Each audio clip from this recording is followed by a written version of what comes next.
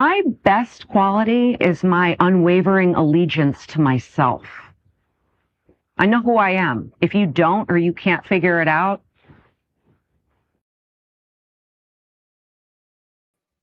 Good morning. How's everybody? Good morning, Ski Utah. Hi. Good morning. How is everybody? Good morning, Mrs. Soap and Clay. Good morning, Royal Wee. Good morning. How are you, Jackson 12? Phoenix. Old Woman of the Hills. Hi. Good morning. Hello, HMS Gen X lady. Gen X is the best X. Hey, Fig Fairy. Hello, lover of bad puns. What are you guys up to? Oh, and we have the land down under.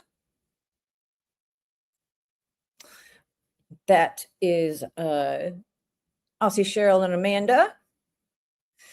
So let's see what else. Hi. On your way to work, just listen. Hypnotizing lobsters. Hello. Lover of bad puns says, I watched an episode of Judy Justice. Who the hell's that? Scatterbrain lunatic woman in her 60s demanding someone pay her because... Wait, what? Oh my God, what is that? Because, I mean, right? Good morning.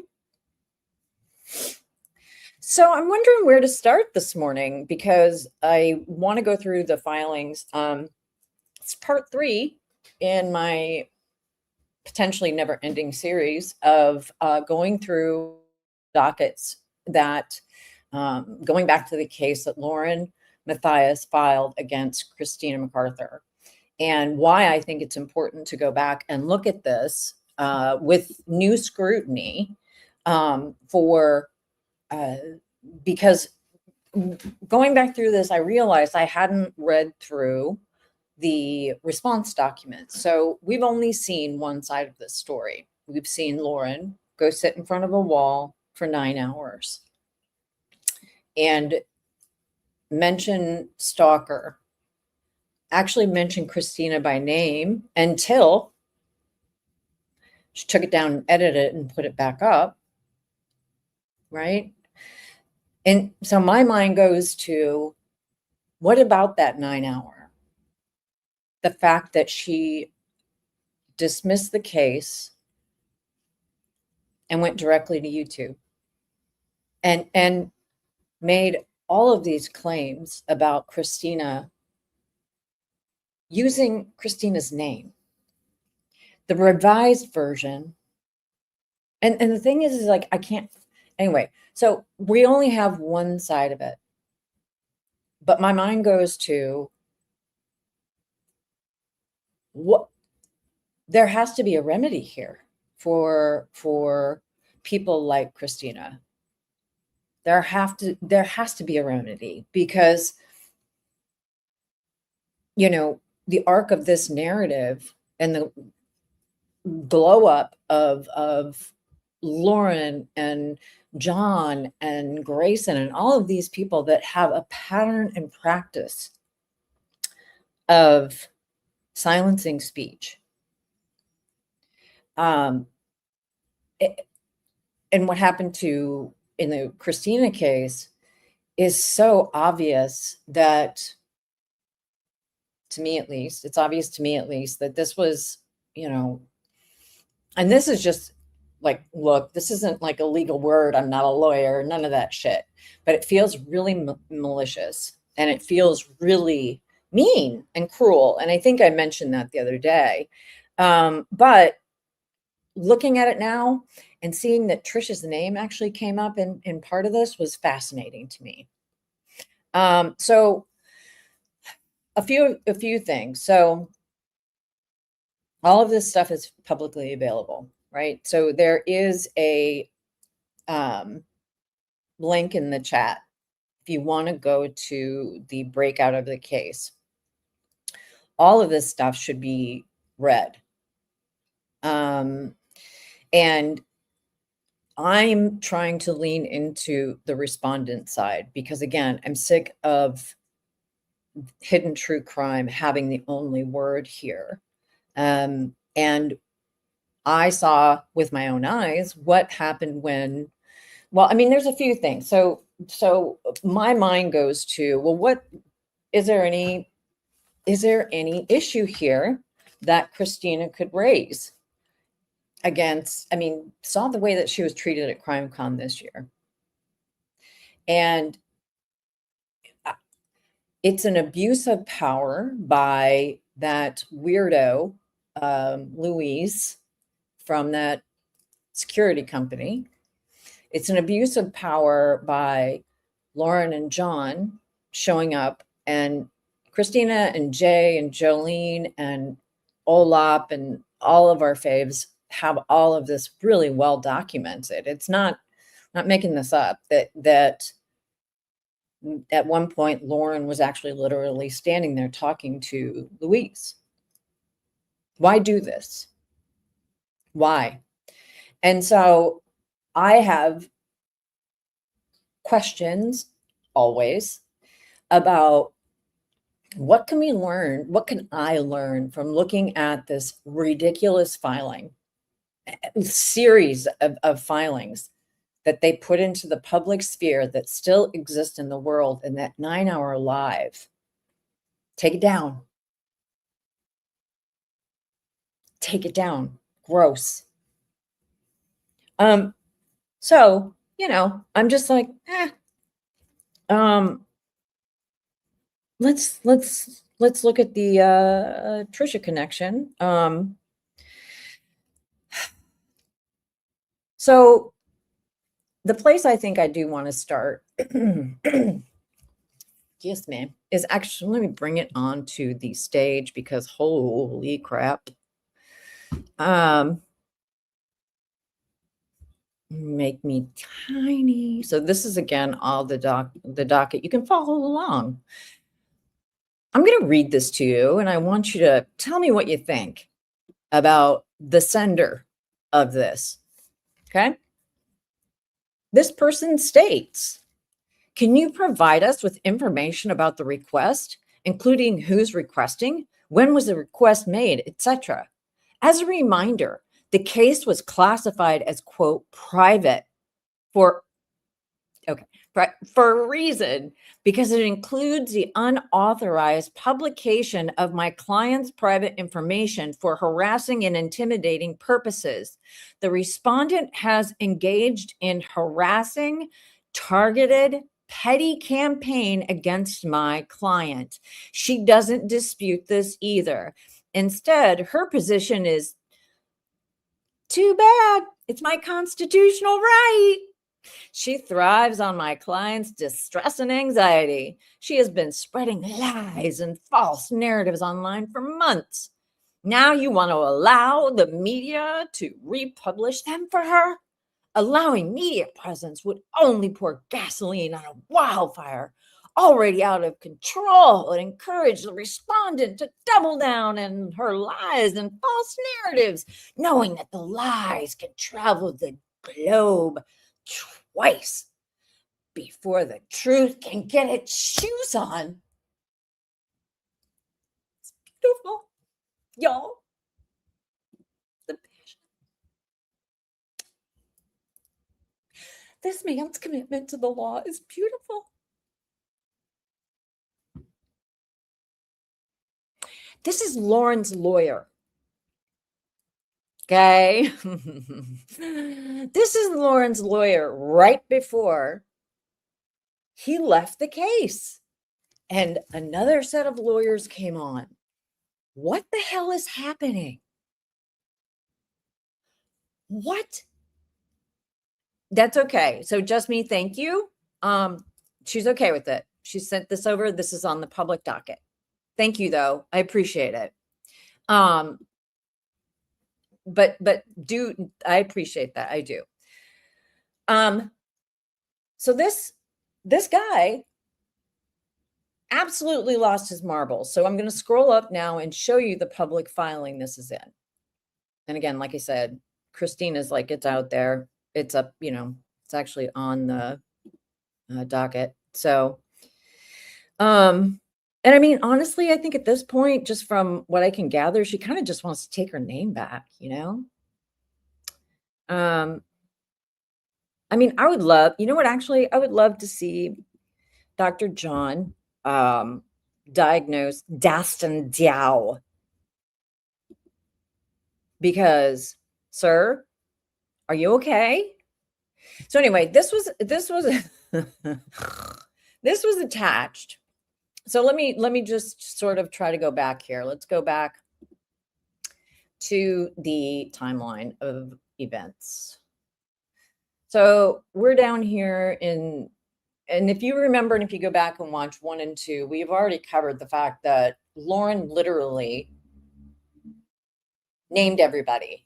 She was like, name it all. So she's sending, you get a cease and desist. Do you remember this? She is like the Oprah of cease and desist. And again, I want people to that inhabit this sort of true crime space or subscribe to journalists. And I want you to think about how often they use the tools of the law to silence others' speech, right? I mean, there's analogs here to some Erderme Itches and others. I've never seen such a litigious bunch of weirdos. But Lauren's handing out cease and desists, hand over fist. Just can't get them out there quick enough, right? Cease and desist. Blur, blur. Okay. Cease and desist to Lindsay. Janeese, God damn it. Go back and listen to her amazing testimony. And all the voicemails, the warning call, police investigation. So if you remember the setup, I mean, everything that I have seen in the actual docket is all created drama. So you can see, like, looking back now, and it was probably clear at the time that this was happening, but none of us were, I was never aware of it. Whoops, come to that in a minute. But thinking about it now and going back through and processing all of this information in its totality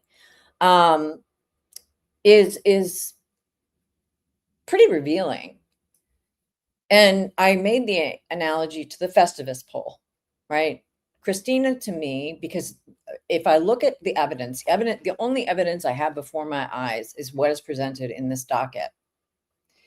And the evidence shows that Lauren was after anybody.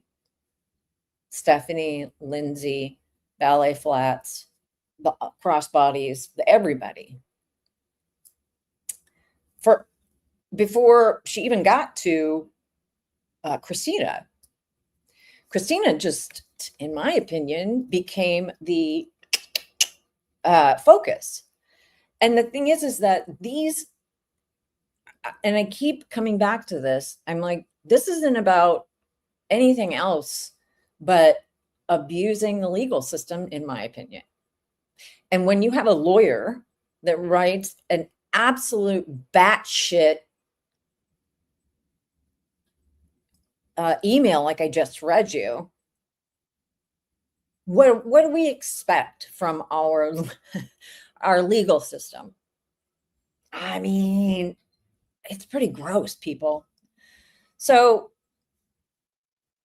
again, Christina becomes the Festivus poll, and where Lauren and everybody, and God knows why it was her, but it just ended up being her at the last because there were some tiki-takis made, right? My God, the tiki-takis.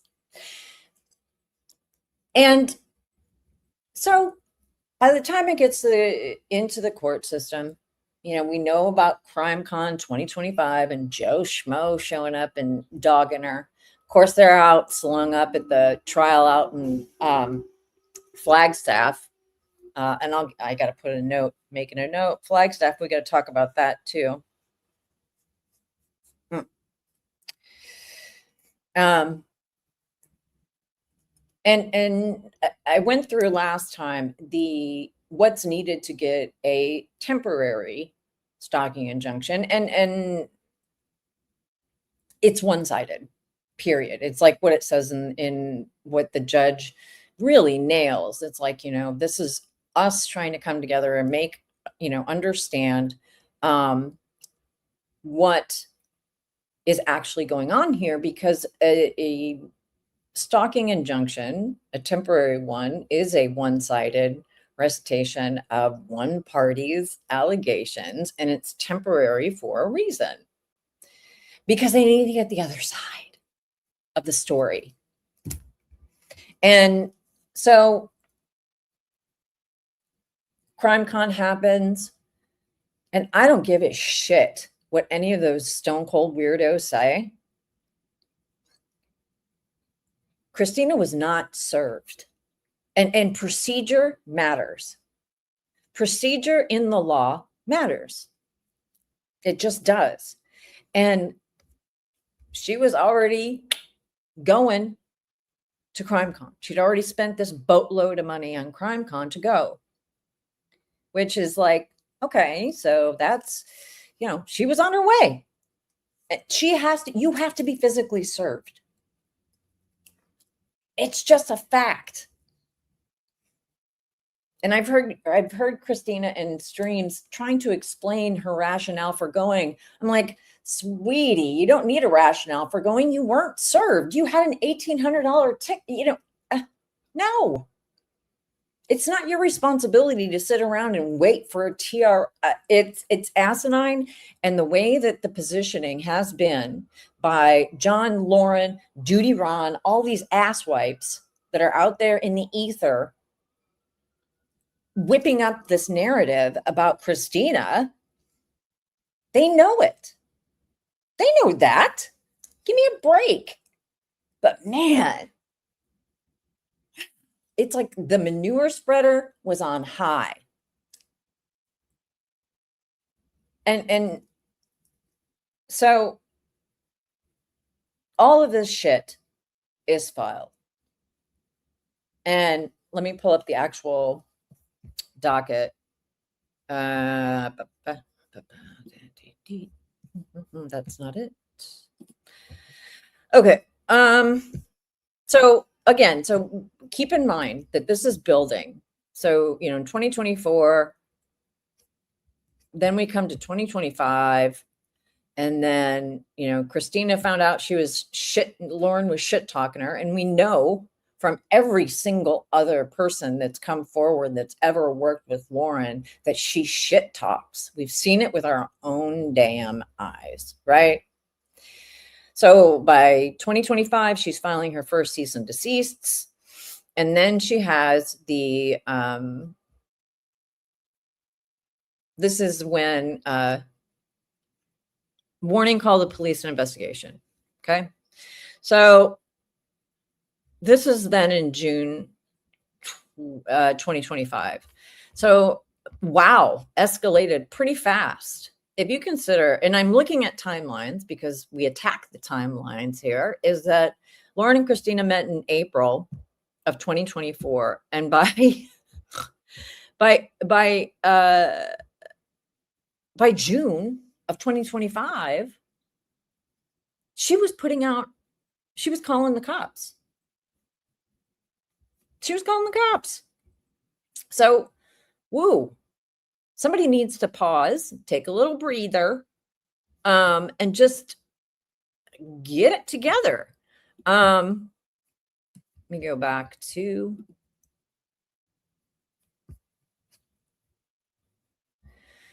Okay. So one of the new things that's been released with permission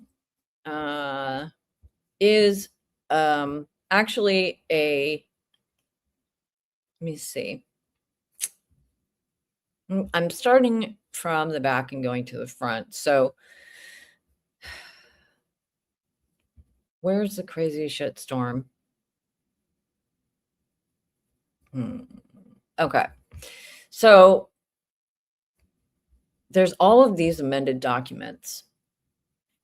So CrimeCon, it happens, and Lauren's like, oh my God, Christina violated the stalking injunction by being at CrimeCon.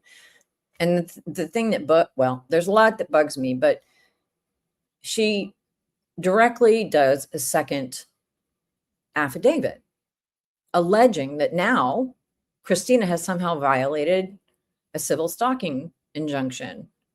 And also, I need to make a note about false reporting to police. Let me just write a note about that, because we'll talk about that in a minute. Because you cannot weaponize the tools of the law, including law enforcement. Okay.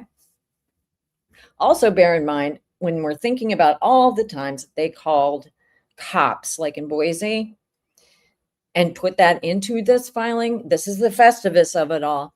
Just dumped it straight in there. Christina was not in the goddamn country. Right? So then her narrative had to become that somehow Christina, the mastermind, is pulling all these ladies' strings. And the thing I gotta wonder is, that is not my first thought as a grown-ass woman, that there's a cabal of people out there thinking about me, just thinking about me, right? That's weird. So she's created this narrative that, all right, apparently Christina wasn't even here. So, but we're still going to put it into this filing. And again, I'm questioning, your lawyer's insane, in my opinion. Who does this? These kinds of filings to me are nothing more than the anxiety and stress that it puts on the respondent in a case like this that is so demonstrably crazy. It makes me feel kind of way. Makes me feel gross. And you know, but just seeing the progression and the people that Lauren roped into it, like Susan Hendricks, give me a ring. Email me, Andy@andykopsa.com, because I want to understand why the fuck you put your name on something into a court docket that you had no idea about. Oh, and by the way, why did you call Bobby Joe in Boise? This is corruption, in my opinion. When you leverage a police force to throw their weight around. Yes. Thank you, lover of bad puns. Dastin Dow. Sorry, I haven't been looking at the chat. But Dastin Dow is facing criminal charges. I believe that's true.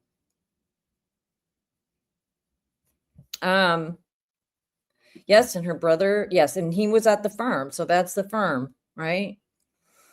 And I think it's, again, all I have to go on at this point in my investigation is what's here.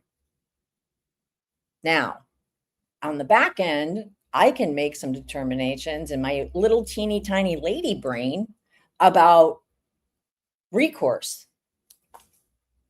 How can the people of, say, Colorado get their Bobby Joe was in Colorado. How can the taxpayers get their money back for the email that Bobby Joe sent to put the folks from the PD working CrimeCon on high alert, not just for Lauren, mind you. Remember the document from this year's CrimeCon had all the people. It was the same group. And so just putting all of these people on blast because You can. Because Lauren knows somebody. And it's disgusting. And she should be ashamed of herself. I would be. I wouldn't be courting. Now this is okay. We're going to take this down for a minute because I got a beef. I have several beefs. But we're going to take a little side break here from our timeline, the docket timeline, and talk about Flagstaff, Arizona. And the way that Jay had a stream on it yesterday, whatever. The way that she is reporting on this case out of Flagstaff, Arizona, a man who's already been, let me see if I can look it up quick.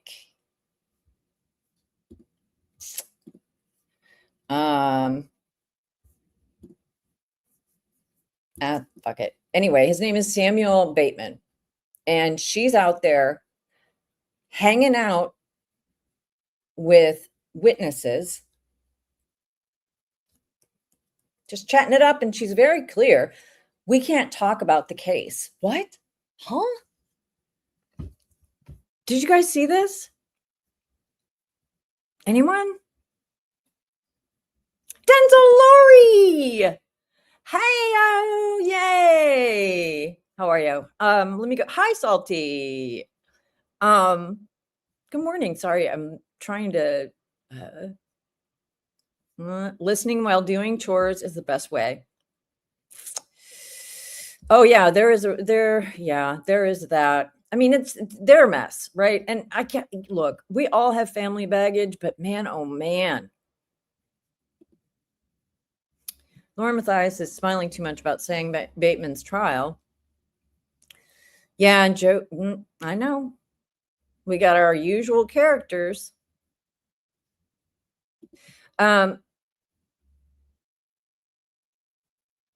You are? Oh, Dental Lori. Go on. Ooh. All right. Hit me up, girl. Oh, good. Joe is there. You have so good. Yep.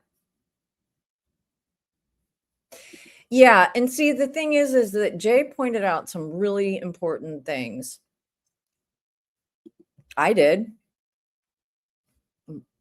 So we'll get to that. Let me do that right now, actually. Because when I saw that Lauren was out there saying, this is exclusive, it's like all this stuff about, we're here, boots on the ground, boots on the ground, boots on the ground. I'm like, this doesn't sound right. This doesn't sound right to me. Nobody's getting into this trial. She's making it sound like some sort of exclusive club. It's not. So I left watching Jay's live and I walked directly over to my computer and I went on to, let me just pull it up. Because I'm a journalist, right? These are public trials, correct? Let me just see. I went on to let me put this back up now. I went to the county website. Okay. And because I know there's a WebEx. I know that there's a WebEx that you can join. And so I went through the proper channels and I went and look, this is my job, right? So this is not telling tales. And it's not my job. It hasn't been my job for a while. But this is what I did for a cajillion years. There's a process. You go, you provide your information, you tell them, I'm Andy Kopsa, I'm an independent journalist, blah, blah, blah. And they just put me through to the gentleman who hooks up the WebEx live stream, and I was in. Okay. And what I can tell you is that no victims were exploited during my coverage. None. And I'll show you. It was real brief. Let me see. You guys, I'm so sick of this bullshit about being some sort of, like it's some sort of elite club. And it's not. There's, where's my, let me see if I can find it. I put it up last night, but all I did was live tweet it. That's it. I did what Joe Schmo did, right? I mean, they boots on the ground. Great. That's great. Good for you. But so what? You can go on WebEx and just go ahead and do that. Damn it. Where's my, sorry, y'all. Anyway, so I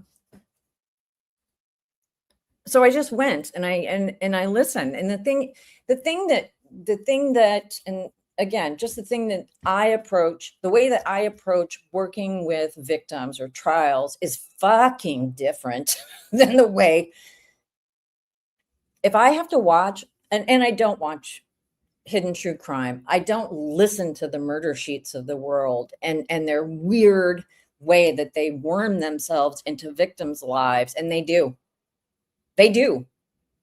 Right? So I'm not in it for that. So I went and I sat there, and I got to tell you, it was gross. I mean, it was kind of a gross, it was a weird trial. Let me see.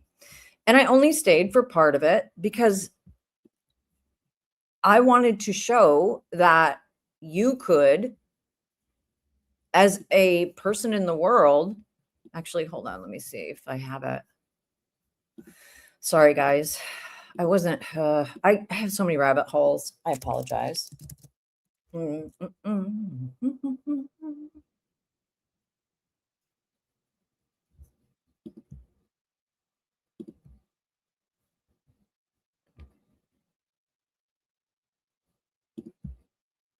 This is it. So I just went. There's no audio. So I just went. Oops. Sorry. And,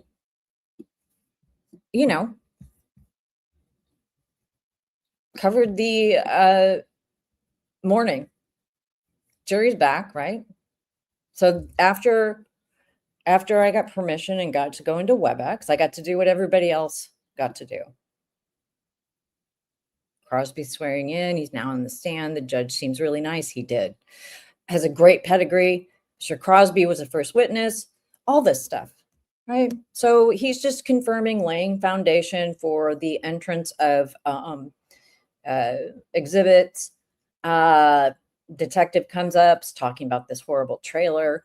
And there's just, that's just it. That's it. Hey, Jay. Hey, how you doing? So this is me covering the trial yesterday, right? It's not a, it's if I just maybe I take trials too seriously. Maybe I take victims. No, I don't. What the fuck am I talking about? So Bateman was representing himself, which is always a really great idea. But the state rested by lunchtime. I don't even know what the outcome of the case is. But I tried to provide some context, and I tried to go through and pull up, like, here's a map. So you can come along with me on this journey. So you can see it's not, all I am is giving you information, right? That's it. Uh-oh. It was what? Which, oh, yeah.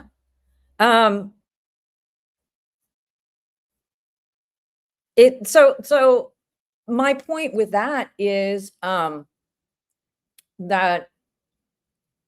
what you do as a journalist. And so it was that easy for me to do that. Now, the hard part is listening actively and doing whatever. But voila, they don't have a goddamn, they don't have a lock. And they're trying to make it seem like they have this monopoly. And that's just bullshit, friends. You don't have to watch people who are journalists draping themselves and pulling on victims' skin suits to get your trial coverage. And or whatever news you want to consume. It's sickening to me. I hate it. Y'all gross. Get out of here, right? Nah. So back to our case and the case of the weirdest weirdos that ever weirded.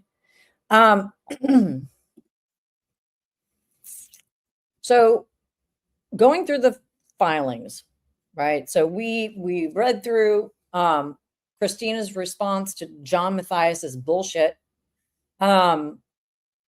making unfounded diagnoses. And that's the part that gets missed, is that because it's facing it, we only get the 9-hour live, because we only get this like jet stream of bullshit coming out of these two, is that we don't see that her lawyer, Mr. Dunkelberger, who I think he just sounds so cute to me, is that this guy did some great lawyering, because he pushed back on every single thing that they filed. Because what is in the court record until you get to trial, until you're under oath on the stand, are allegations. And the fact that Lauren, through her lawyer, who is a wacko, in my opinion, with no collegial boundaries whatsoever, just kept dumping more things on that, right? So the thing is like, maybe in this case we can kind of gauge a plaintiff by who represents them.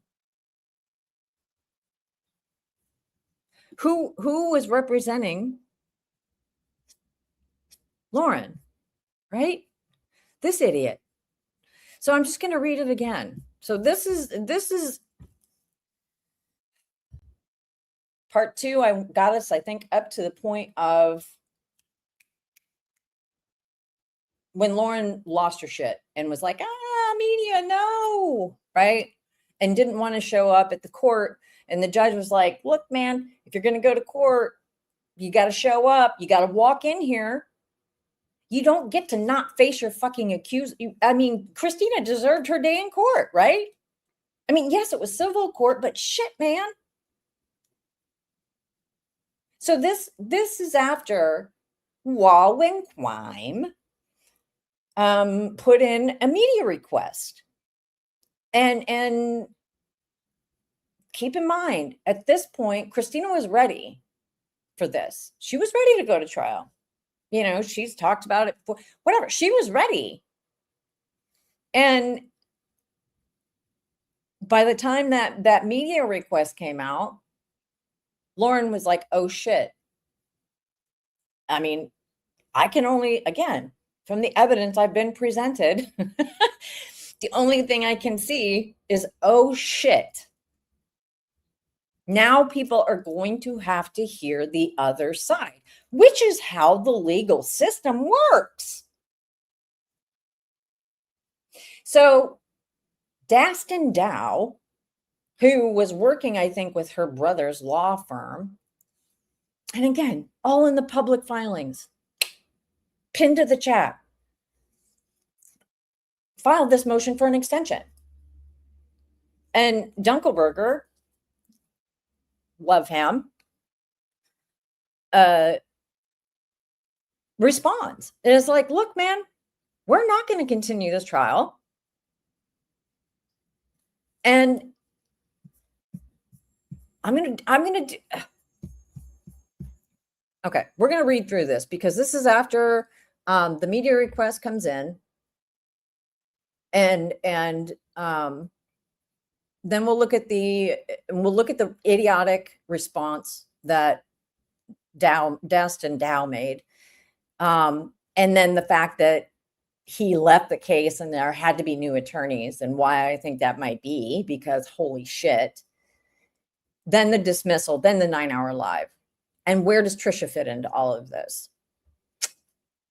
Because Tricia was mentioned in filings, but was never filed an affidavit. So I'm like, what happened there? But let's get through this. So this is the respondent, Christina.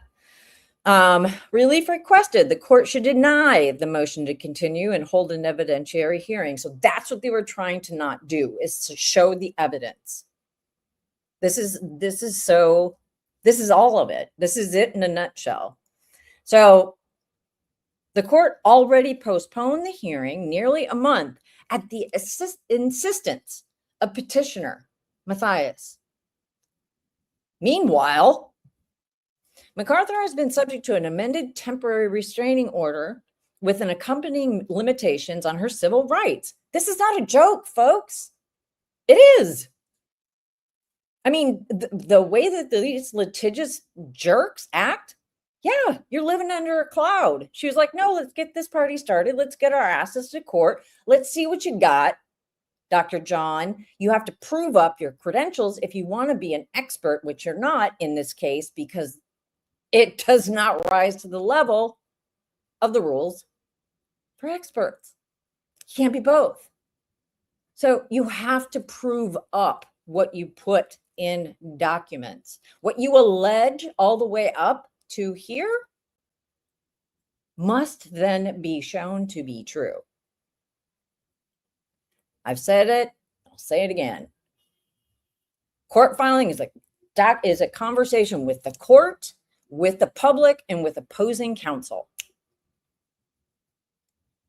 And those filings in and of themselves from Dast and Dow, not only being a grammatical nightmare, but just throwing out just everything, all of it, everything, dental lawyer, Janeese, all these people came into this.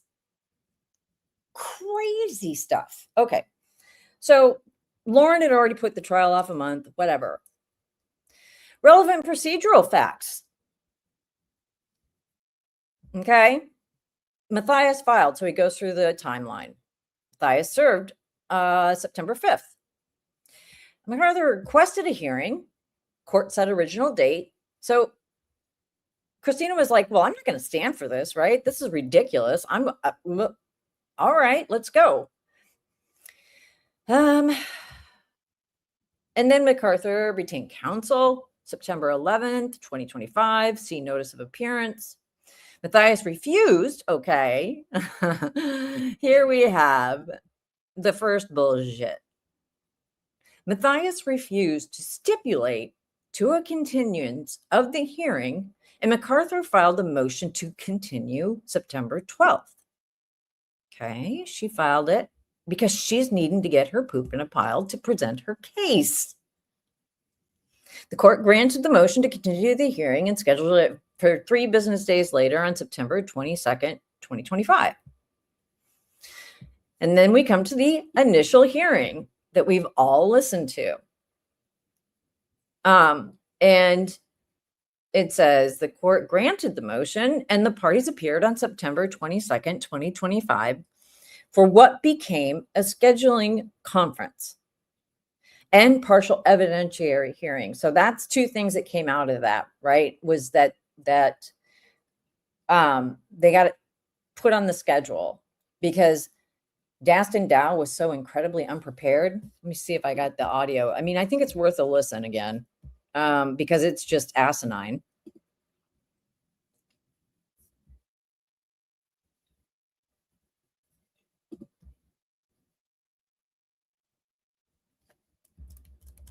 $04055. Can I get so, or at least half of the. So this is when they show up, right? Hang on. 04055. Can I get counsel to state their appearance for the record? That's Dio for the petitioner. And James Dougleberger of the law firm of Bennett, Fuller, Johnson and Beard for the respondent. And respondent is seated with me at council table. Can you restate your name again? James Dougleberger. Dunkelberger? Yes, sir.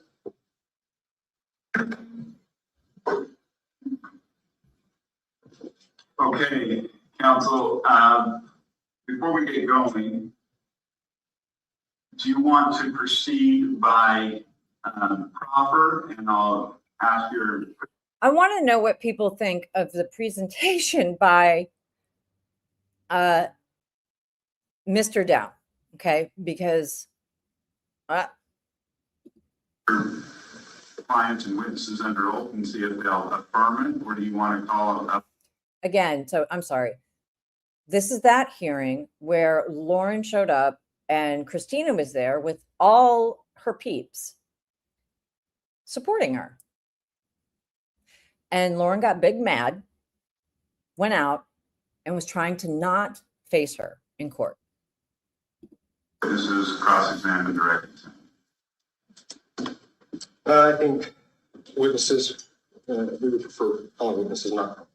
Okay, we are set for an hour hearing, so use that as you see fit. I notice I did have a motion to allow some witnesses to appear remotely. So that's our motion. Are they out of state? That was, Yes, they are. I think, Lori Hellis. Petitioner also had a motion to allow one of our statement witnesses to appear remotely. That motion, I think, this morning, provided the link, but we did have a request outstanding for other witnesses to appear if necessary. So you're going to stipulate the witnesses appearing remotely? I have no objection to that. Me neither, Your Honor. Your Honor, if we could just revisit the schedule today, though. I mean, Mr. Dunkelberger is just a picture of class here, right? And I think that it's only right that if one can judge a book by its cover, and I think we can here with the lawyers, classy Mr. Dunkelberger, just very calm, very got his shit together. He's like, hey, can we talk about the scheduling for this today? There are several declarations filed on each side. Several witnesses probably intend to appear today. 1 hour is an awful short amount of time to get this all done. And if we are going to try to do it in an hour by testimony, could we have some sort of a guidance from the court on how we split that up, or, you know, how our time's to be spent today? Listen to how nice and deferential he is to the court, which is how lawyers are supposed to act. That's the respect for the court is a thing. Being candid with the tribunal is a thing. Yeah, you guys choose how. I mean, I'll make it even. That it's 50% to each of you, as to how you want to go about it. I noticed that there was several that. Oh my God. Okay, Janeese, you got to give us a play-by-play then, since you're here, Ballet Flats. Nobody wants to stalk that ugly bitch. What is your new name? Cease and Janeesed. That's right. In regards to this, have the parties had any communication? Oh, hang on. No, Your Honor. A little bit more. Yeah. It's been, forgive me, maybe I misunderstood. You mean counsels? Yeah. Counsel party? Yes, dumbass. Yes, that's what he means. The fuck? There's a TRO, you idiot. Jesus Christ. Lauren's attorney, folks. Minimal on procedural matters last week. How come there's been no effort to resolve this? Is there? I mean, the judge is like, wait a tickety boo. Wait a tickety boo. And here we have Kelly Kell, our law grad, studying for follow her and her LSAT stuff because, oh my God. I mean, oh my God. Why? Well, from my perspective, it's not that we're against that or opposed. What? Speak up, sir. You're in a court of law. That's just the timing of it has been so short. Okay. Okay. No. Oh my God. The timing is, oh, when the injunction was filed, and when we appeared. So do you guys remember what we just went through? We just went through, hang on, because what he's saying here is essentially, this happened all so fast. This was so quick from the time of the injunction, just spewing straight bullshit. But when you check it against the relevant procedural facts, citing to docket, chapter and verse, that Matthias refused to stipulate to a continuance. She wanted to run to court, right? She was like, let's go. And now we've got Dastin Dio or whatever, which is not his given name, out here saying, this all came up so fast. Oh my God. Like, you guys, this came out of nowhere. So, I mean, fuck me. Give me a goddamn break. Hang on. So anyway, as we saw in the filing, Lauren was like, nope, we're ready to go. Let's sprint to that date. there's been a lot of evidence and briefings to submit or have. So we haven't, I would just say it's only because we haven't had a fair chance to do it. Oh my God, you guys, Jesus Christ. Every time this is why, to me, it's so incredibly important to go through and revisit this shit. It just is. Because there's new nuggets. I mean, Kelly Kell, give me a break, right? Can I get an amen? Because what is happening here? Yes, I'm going to explode because I hate it. I hate that this journalist who Susan Hendricks claimed in her publicly available affidavit sworn under penalty of perjury that journalists have thick skin. No, you don't, ma'am. No, this is not thick skin. Copyright striking, Sleuthersons, pig roast is not a thick skin. Taking on Tricia and the Woodcocks, that is straight up bitch ass move. That's not journalism, ma'am. And this entire docket shows that. It also shows that your husband, in my opinion, isn't fit to be out among them. And it matters. It matters because she's at it again. And look, last night, Aspen Connor, look, these people, right? They're out there doing it again. Aspen Connor dropped into Jolene's chat apropos of nothing except for the fact that she's roasted the shit out of Tricia's Griftersons and Lauren. Shows up being a straight dick. You didn't see that, Kelly Cal? Oh, you did see it. Hang on. I was just like, you know what?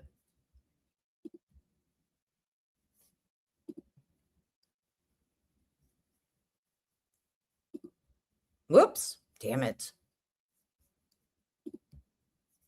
Why? There it is.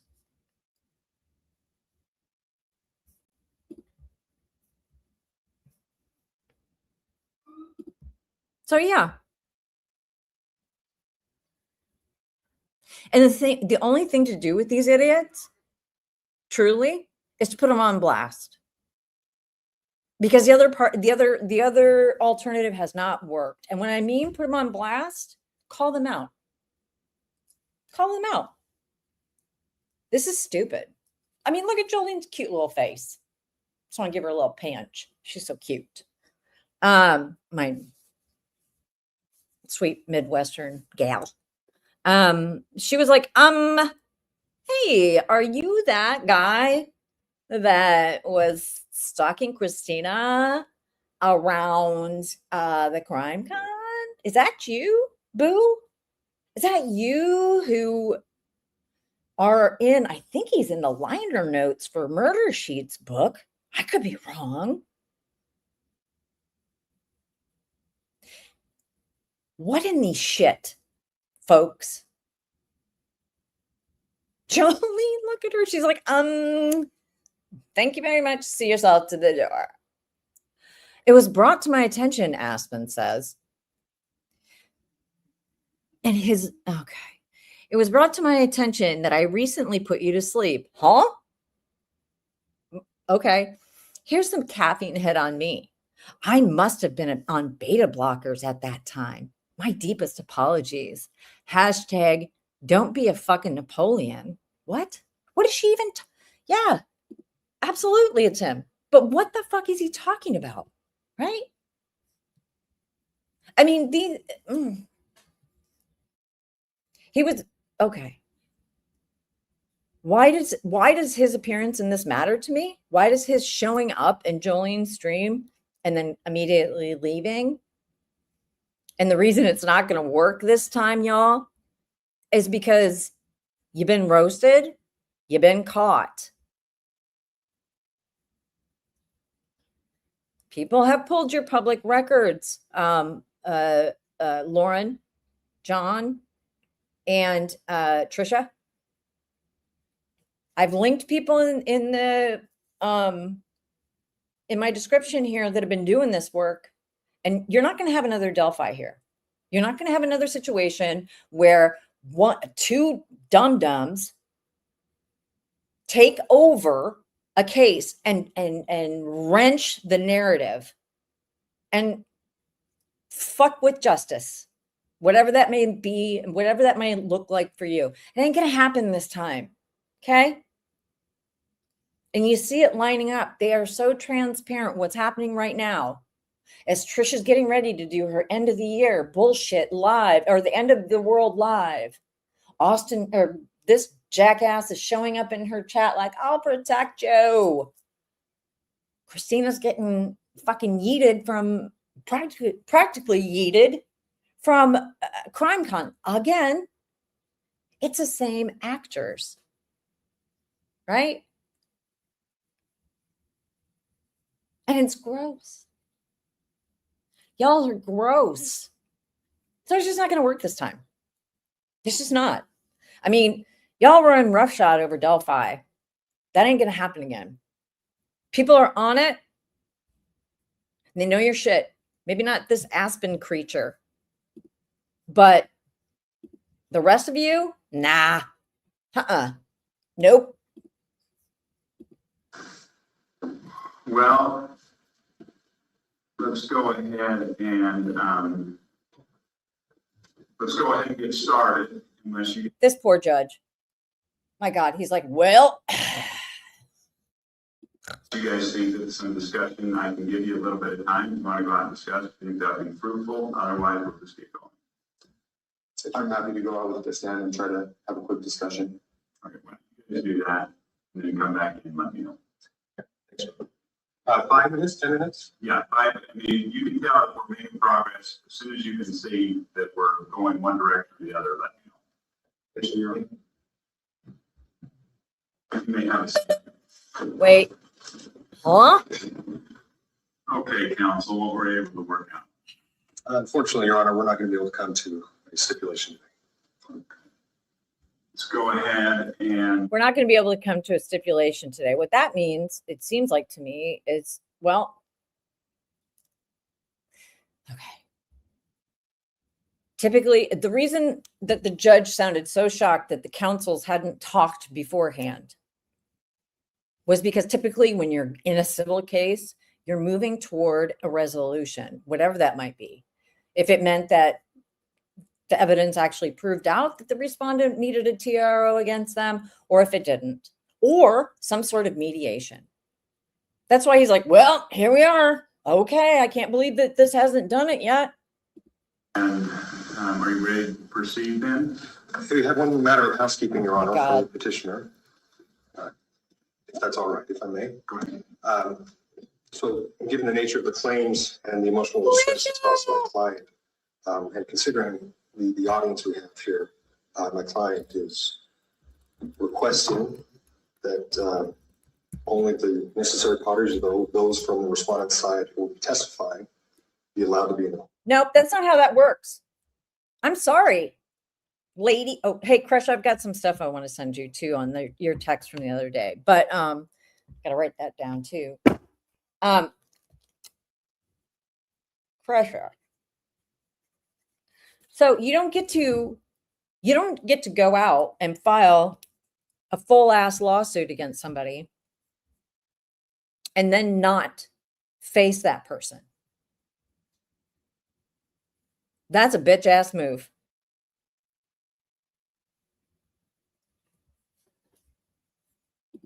Kelly Gal, that's not what happens, right? Only, how do you say it? Because you are, okay, Kelly Cal, my sweet baby angel, who I love and follow her LSAT class is giving me life this summer before I go back to school and you all be rid of me. But how do you just have the necessary parties, right? Because you're privileged. You're privileged white lady. There is a sense of entitlement that exudes from these ninnies. And ninnies is actually the legal term. Allegedly. I mean, if you're going to bring a lawsuit, you need to be ready to go to court, or barring going to court, drop the suit or settle the suit. It's not that you just get to show up. Right? Yeah. And that's another thing we cannot let go of, is that John recommending Christina be referred for criminal charges.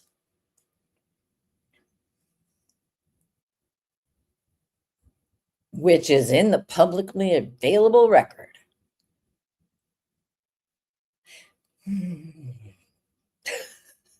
Every time I go back through this, I'm like, maybe I'm done with this. And then I'm like, oh my God, there she's in Flagstaff pulling on the victim's skin suits again. Ah!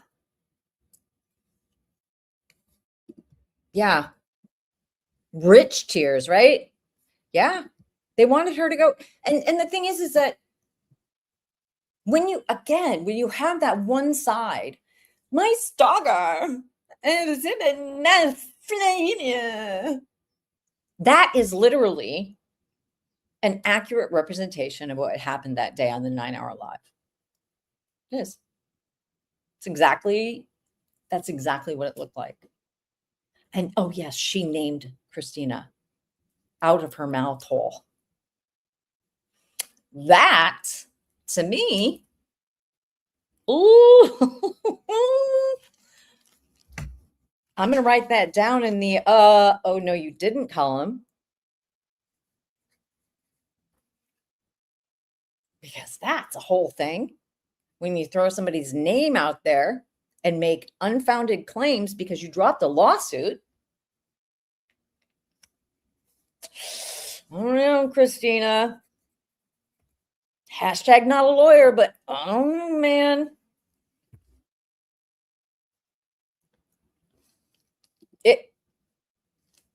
It's worse than I remember. And I guess maybe I wasn't paying attention to this particular side, the legal side of it. I was obviously following the journalism side of it, because you ain't doing journalism, dum-dum. You just aren't. And I just want to take a moment to shout out to Grayson. Don't ever question my ethics to another person. Don't ever do that again. Okay. So moving on. Ethics.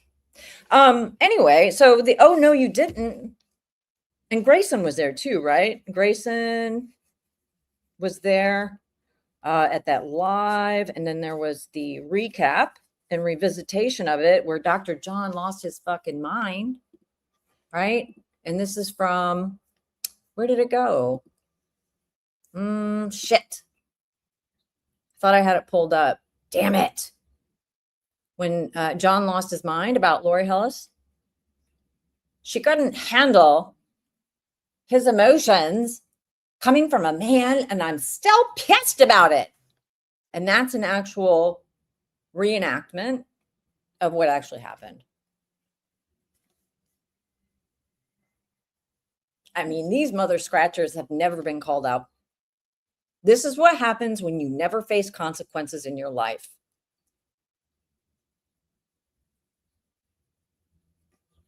I hate it. I hate it. And the thing is, I hate it is because if these were just private citizens, we wouldn't be having this conversation. But no, friends. They're experts on all the things. I'm not an expert on anything except my own experience. I'm just not. I know a few things about the shit that I've done in my life, about the work that I've done. I ain't got nothing else for you. I know a little bit of book learning, but that's it. God, these people just make me fucking crazy. Ugh. So remember, our, here we go. Provide her some sort of Oh God, you know, safety and comfort during these proceedings. To the extent. Provide her some safety and comfort. Janeese, if you're still here, please put something. Please explain to me what the fuck was going on here, because you were in the room. Extent we can. Okay. Mr. Blanco-Berger? Yes, Your Honor, we'd object to that. This is a petition that's been brought by petitioner. She's going to be here in the courtroom, and as respondent, this person entitled to have people here with her. Yeah, it's an open courtroom. There's no motion filed. So I expect the parties to be here in person in the other case. So that motion is denied. Now, as to the reality of where we are, how much time does counsel think that realistically I mean, this is another thing where it's like the fucking audacity. need in this case? Well, we need at least 2 witnesses, 3, including petitioner's husband. Try to get through as quickly as I can. Petitioner's husband. Well, you know, Your Honor, I had anticipated having the whole day. Yep. So, Listen, or at least half the day. now just listen to this next part. I love it.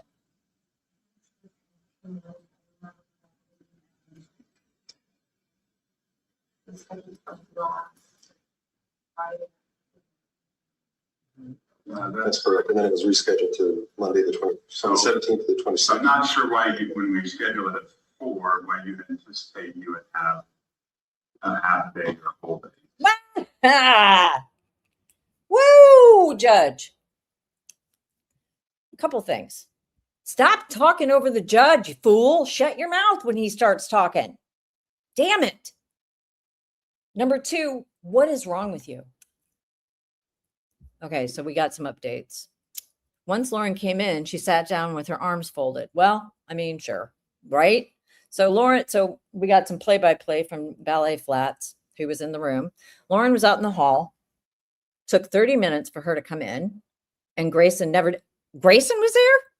Of course she was. What am I talking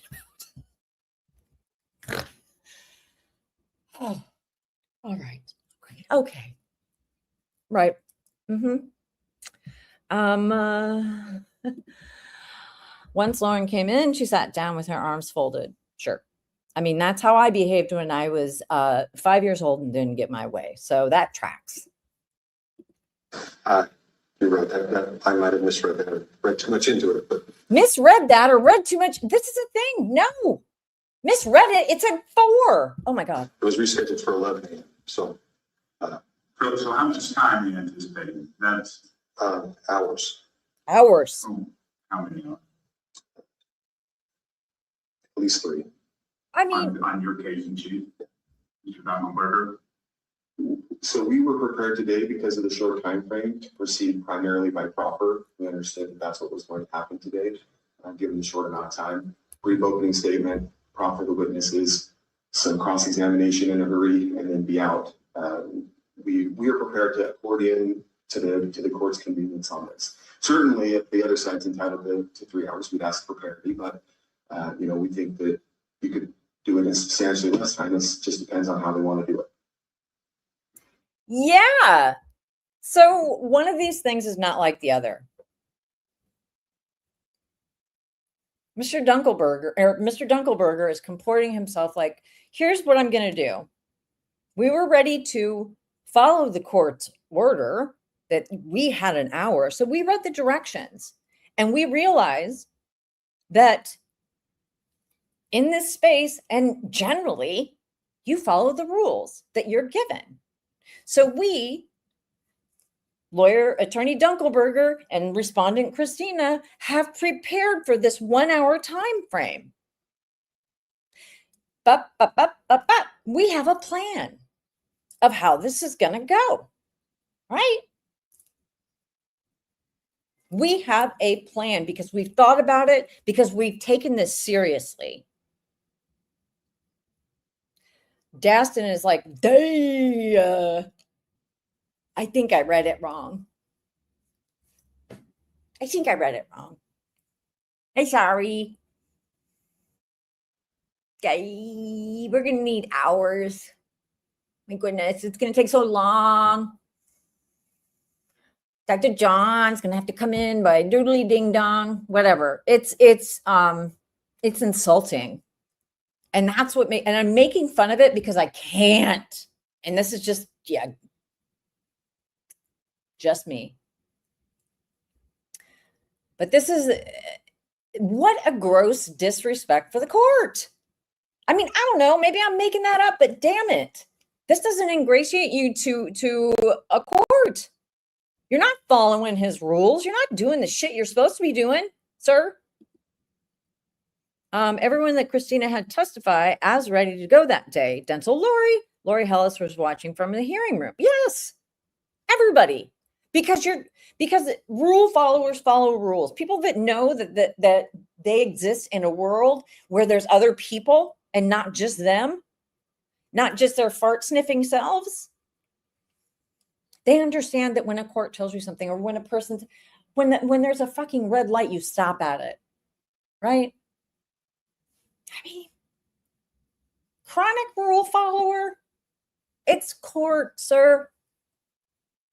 It's court, right? I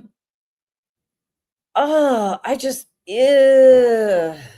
but you can, and the reason that I love this part so much is that you can see zealous advocacy of one's client.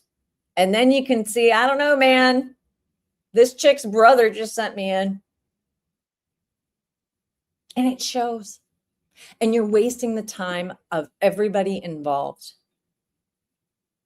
I mean, what's the cost of litigating a case like this in Utah? What's the cost of the court's time? I'm not kidding. Like, seriously. You show up and you act like this? I mean, Christina's side and all the stuff that goes with that, y'all are just jacking around. It's exhausting. These people are exhausting. These people are exhausting, and you can hear it in the court's voice. You can hear it in the court. He's like, oh, okay, I don't know, man. Okay. I have a suggestion, Your Honor. Oh, I mean, this asswipe then brings up Kelly Kell. Perk your ears up if you have it. If you have your get your almost barred lawyer ears on. I mean, before the court is our ex parte motion to enforce the temporary substocking injunction.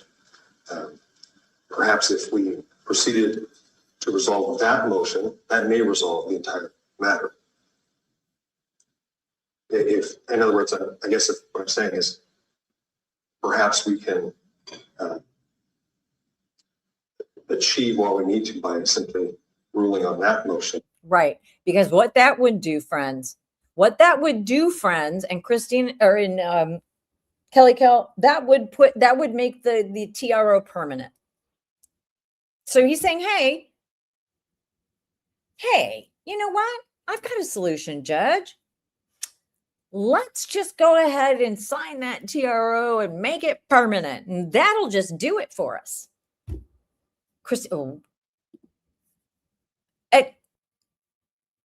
And let's just, again, Daston exudes confidence, doesn't he? But then we hear Mr. Dunkelberger. And then if it's granted, then that resolves the This issue. is Daston. And if it's not, then we can, I guess, readdress and plan it out. No. Mr. Dunkelberger? That's the tail wagging the dog, Your Honor. I mean, we Yeah. have 28 days, from the notice. As far as I'm aware, I don't think the court has issued a hearing. I know there was a request to expedite it. I didn't really see grounds to expedite it. There's some pretty serious allegations, and frankly, we were expecting it to go the other way around. If today the temporary order is not extended and made permanent, then that's going to make that court's resolution of that issue a lot easier. Well, it also make it moot because if say I rule in favor of your client, Mr. Dale, on the motion to enforce, and then later I rule that there shouldn't have been stock. I tend to agree here, Mr.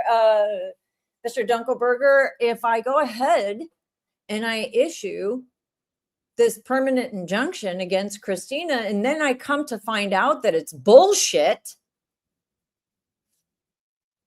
then what?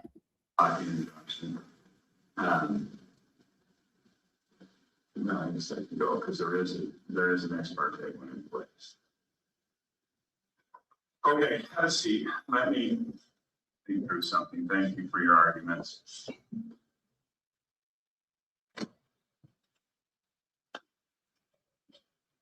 I mean, my God, you guys.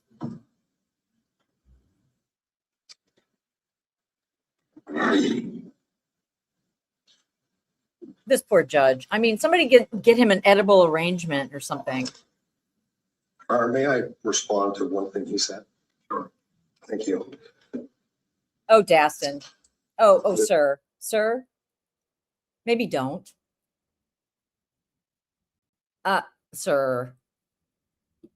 The standard in that is applicable to the ex parte motion and the enforcement of the temporary stocking injunction is completely separate and irrelevant to the issuance of a permanent stocking injunction. The temporary one was issued and it was effective, and there were violations of it. Whether or not the court decides to continue that, issue a permanent stocking injunction is a separate question. So I would argue that we can proceed on just the ex parte motion today. No. But didn't you see a request to submit this barely filed on 9/17? So just 5 days ago? I'd have to check the date myself, Your Honor. Oh my God. Hang on. That's him. That's the guy. There he is. The confidence, right? That's what I saw. So I do think that there is a preparation time. We do have to get due processes. If they weren't prepared to argue that today, it's not fair to throw. That's right. It's not fair to throw it at him, Daston, you weirdo. God almighty. There he is. I mean, the judge is like, look, man, nah. Hey, Michelle, I got your email. I'll get back to you. I'm sorry. Nah.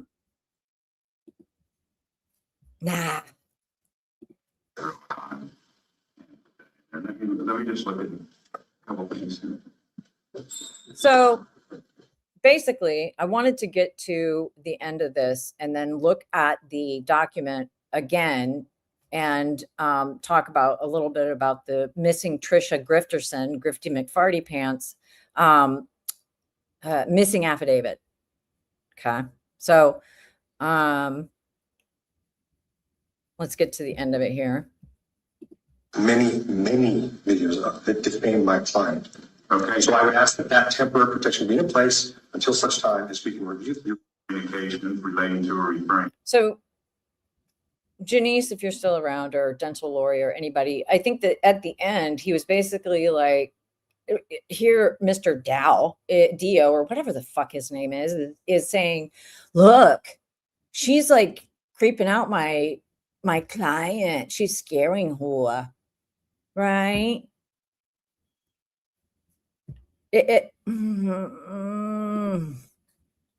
to the petitioner, her immediate family and extended family members. Is that portion subject to the court's clarification on the other bit that you just made? Yeah, I think I was clear before, but I expect her not. I think I was clear before. It's like, as per my previous email.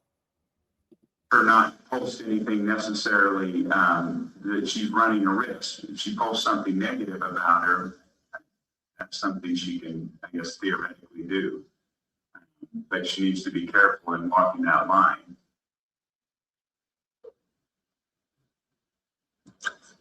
Is there any clarification you could give us on what might be qualified as negative? Well, she's threatening her. Again, we have to go back to the purpose of a stalking injunction. If she's threatening her, if there's a harassment that would cause emotional harm. I mean, all of us run the risk that somebody's going to say something bad about us. Whether that turns into harassment I think that's a high bar. Is there any? Let me be clear on this, Mr. Dale. This civil stalking injunction was in no way meant to silence what Mr. Oh, that's Dastin, Cali Cal. Yeah, it's not a clarification. He wants a different answer. Did Kelly Cal, were you here earlier when I was reading an email of his? Janeese says she probably wanted to shit her pants and just walked in, and Christina had at least 30 people there to support her. Lauren didn't have one person. Grayson didn't even come into the room.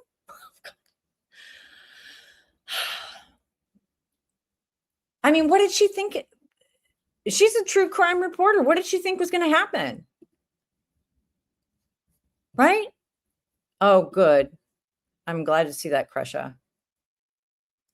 Okay, so yeah, this is where that's Dastin. And so this last little bit is the judge like, sir, have all the seats.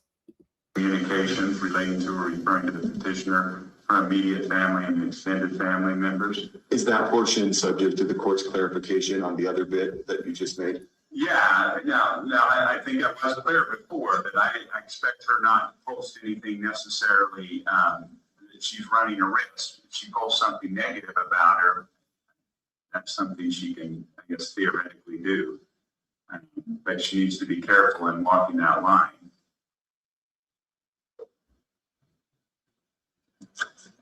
Is there any clarification you could give us on what might be qualified as negative? Well, she's threatening her. Again, we have to go back to the purpose of a stalking injunction. If she's threatening her, if there's a harassment that would cause emotional harm. I mean, all of us run the risk that somebody's going to say something bad about us. Whether that turns into harassment I think that's a high bar. Is there any? Let me be clear on this, Mr. Dale. This civil stalking injunction was in no way meant to silence what Mr. That's a woodshed, right? That is a woodshed moment. I mean, look, I wasn't in the room, but this Dio character had talked over the judge several times.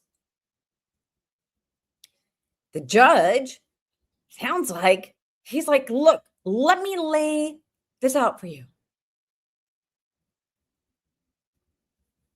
Yeah. And so Janeese, again, our on the spot reporter, was in when the judge was saying this, Lauren was so pissed off. She was texting. Oh God, she was texting someone like a mad woman.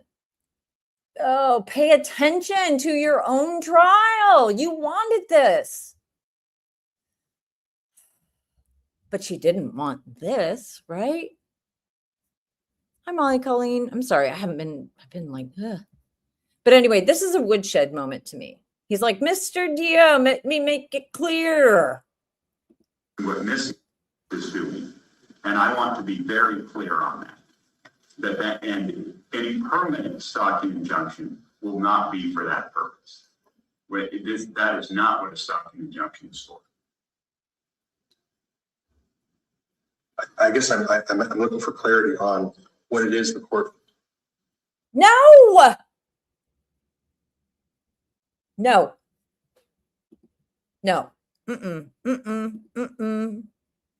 Oh my God. It's just crazy to me.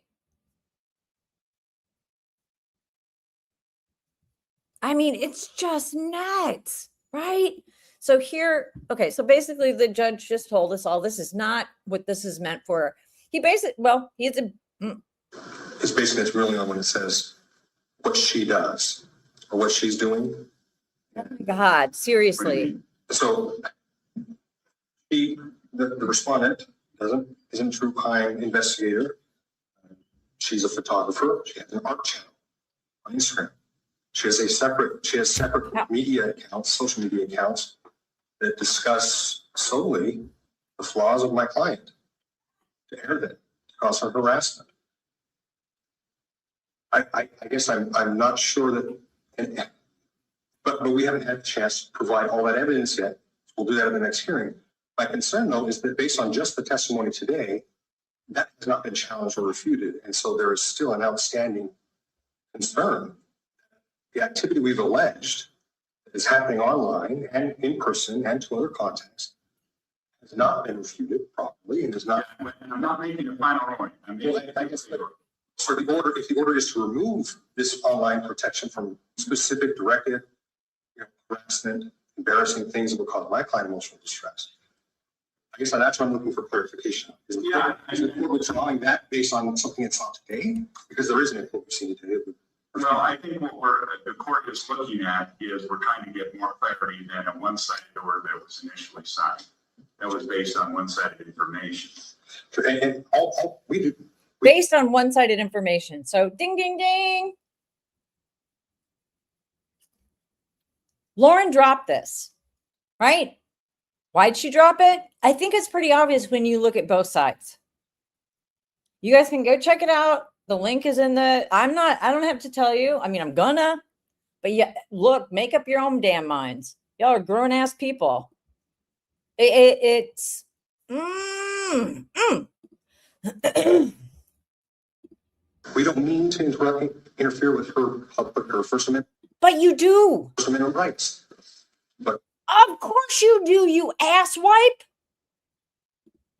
But to the extent she has made specific channels titled Objection, Your Honor, that are not my client, we would ask that protections or restrictions on those accounts be held in place until we have to be directly a freedom of speech issue. Ding, ding, ding. they're directed at Right, which is a freedom of speech issue. You Yeah. can say things about you. We may not like them, and say things. Oh God, it's like, oh, happy Friday. Happy Friday, everybody. Yeah, the judge is saying you can say shit about people. Let me be clear, because you're asking for clarity. She cannot threaten. Can't threaten her physically or her family. She cannot defame her. If there's a defamation, then that's something that's illegal and would fit under a stalking injunction. I think that's what we're looking at, is that she can't do. I represent to you that there are many, many videos that defame my client. Okay, so Dastin, you're now under, I believe, and somebody can correct me if I'm wrong. So, Mr. I can represent to you, right, that there are many things that make my client feel a little icky. Sir, I think you're under investigation right now. I don't even know. I haven't checked the bar licensing board, but I think he's facing some serious heat, right? Why would the court, right, then file a defamation suit, you dumb? Because Christina didn't mention Lauren Matthias once. Didn't say her name out loud. You know who did mention somebody's name in their 9-hour lives? Lauren fucking Matthias. And she knows it because she took it down and edited out Christina's full ass name. But goddamn if it wasn't out there for all the world to see. These people are a menace, in my opinion. Lauren has been saying she is disabled. Oh God. She told us in Boise. What are we talking about? Oh no, Krisha, what's up? Removed her. I did not know that part. I'm going to have to go calm down now. Oh no.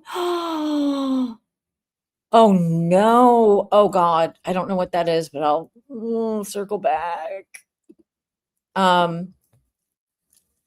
So anyway. Okay. So I would ask that temporary protection be in place until such time as we can review, the court can review the defamation. Well, I think what I must do is I'm amending that, saying that she won't threaten. We're going to be very clear online. She won't threaten. She won't defame.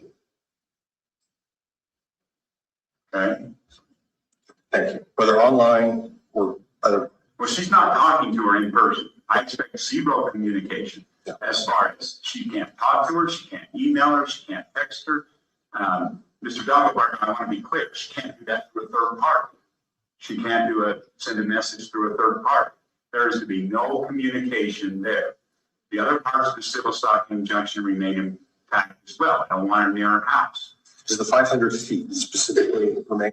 Give me a break, Dastin, for fuck's sake. All right, let's get this asswipe out of here. Huh? Who spies? Andy spies on Mont? Oh, gross. Okay.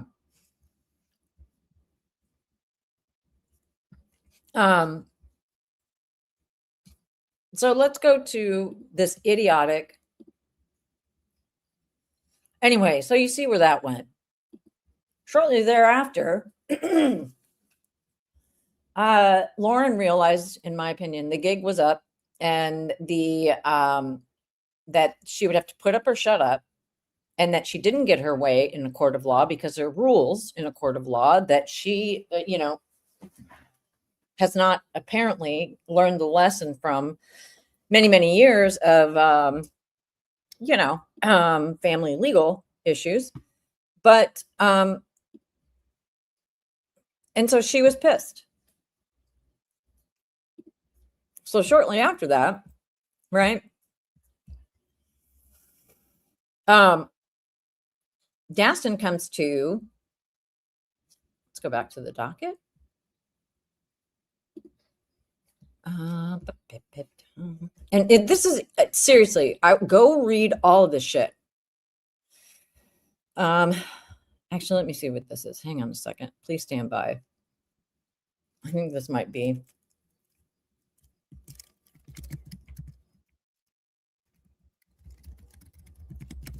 I can't remember which filing Tricia showed up in.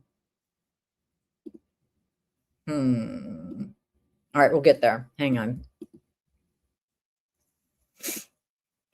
So when Lauren figures out after that hearing, September, that crap, we're going to have to go straight to court and we're going to have to prove this out, right? Dastin, in his last act, or I believe one of his last acts as her, attorney of record,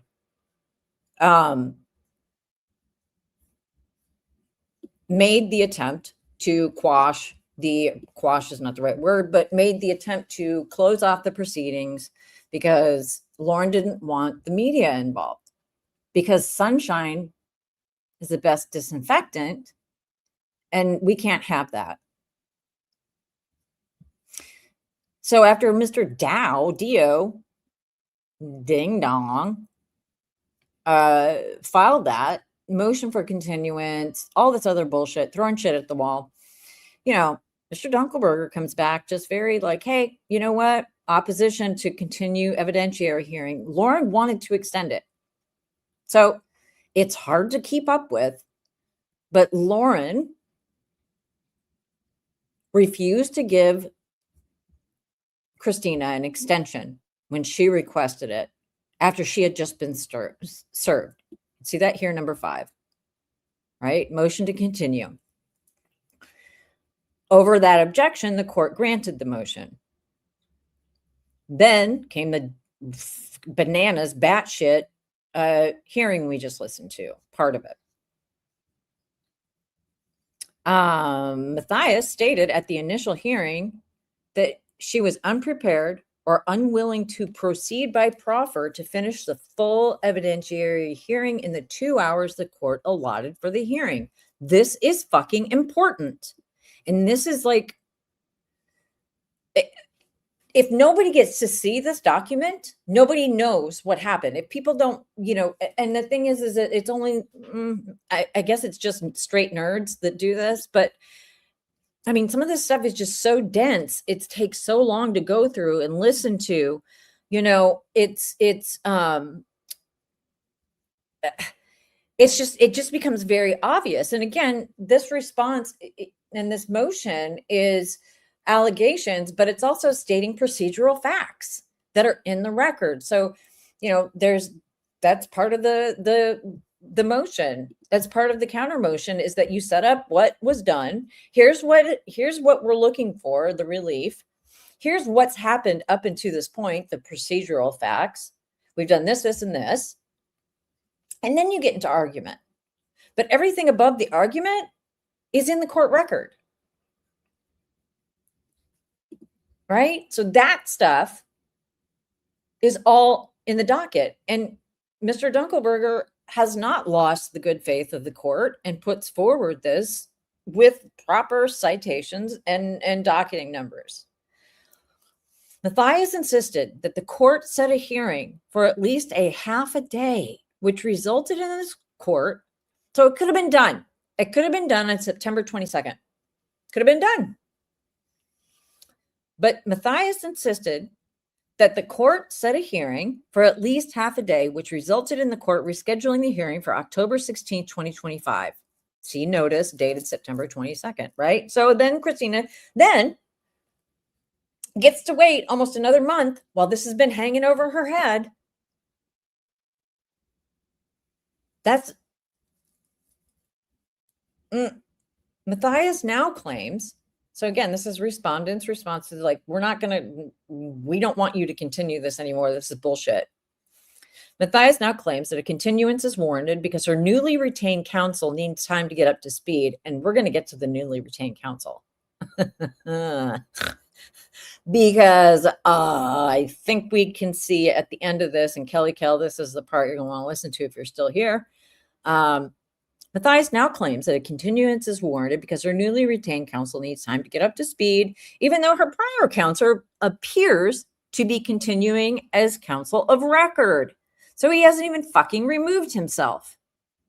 I'm taking it to be that's what that means, right?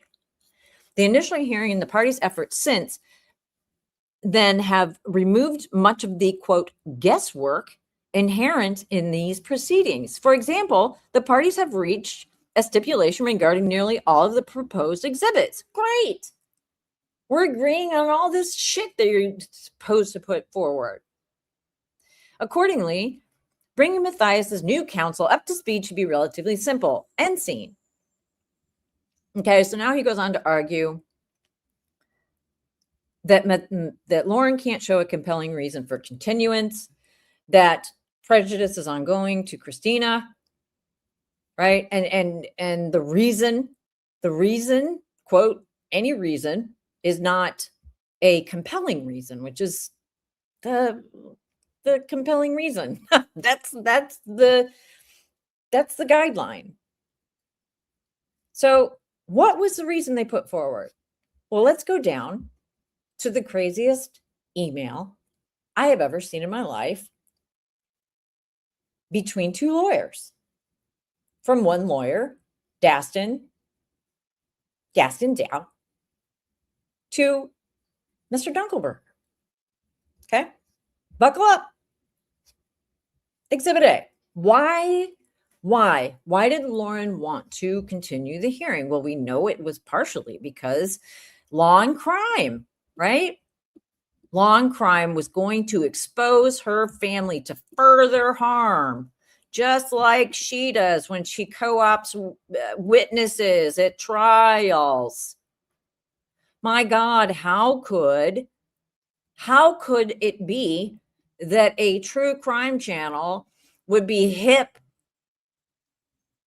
to a fucking stinking pile of garbage that was hurtling towards an obvious conclusion that we all saw coming like a train wreck?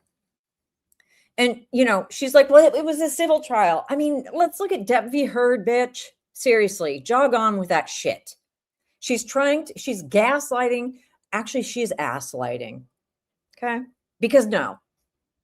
It's like when I called into the case, or when I called into the trial yesterday. It's open to the public. Now, that was a criminal trial. But again, Depp v. Heard, right? It's not a closed court. But she went on to tell you that this is unheard of. And she used her child. Gross. Ugh. Yuck. Anyway, so it was all going to come out and we were all going to see it. So she dropped it. But before she dropped it, she tried to push it a little further because she just, you can't let go. And John and Lauren are nothing if not always 100% correct, no matter what. My God, they are never wrong. So she had to, one last ditch attempt to continue the hearing. So this is from, you'll see this up here, Dallin Durbano, right? That's Dastin Dio. He's changed his name, I think, a few times, and whatever. You be you, fella. But he sends this weird-ass, scathing fucking email on October the 6th. Apparently thinking, he's CCing is he CCing the court? But he's leveling it at Mr. Dunkelberger about the media request as if Mr. Dunkelberger somehow is responsible for this media request. He says, can you provide us with some information about the request, including who's requesting, when the request was made, etc. And then he goes on. As a reminder, the case was filed as private for a reason because it includes unauthorized publication of some of my clients' private information for harassing and intimidating purposes. The respondent has engaged in harassing, targeted, petty campaign against my client. She doesn't dispute it either. Instead, her position is, too bad, it's my constitutional right. She thrives on my client's distress and anxiety. She's been spreading lies and false narratives online for months. Now you want to allow the media to republish them for her? Allowing media presence would not only pour gasoline on a wildfire already out of control and encourage the respondent to double down on her lies and false narratives, knowing the lies can travel the globe twice before truth can get its shoes on. Wow. Sir. What do you think, Kelly? What do you think, Kelly Gill? And he was no longer counsel. Olaf, I swear to God, there needs to be like a musical. Wow. Right, Kelly Kell. I have no words either. So this is Exhibit A as to why no. Who hires a lawyer that does this? And I'm sorry, Lauren knew it because the guy worked for her brother. Give me a break. This is bullshit. This whole thing, bullshit. This is the professional you hire? Jeez. I mean, right? So Kelly Kell, recent law grad, bar studier, LSAT tutor, said if I got that email, and it's not legal advice, people, this is just Kelly Kell being Kelly Kell, I'd run to someone else's office and be like, can you effing read this? Yes. Oh my God. I mean, I don't know. Wow, right? What's going on? What the fucking hell is going on, sir? And so then, so that was the 6th when, well, Daston pitched his weird hissy fit in an email on the 6th, Exhibit A.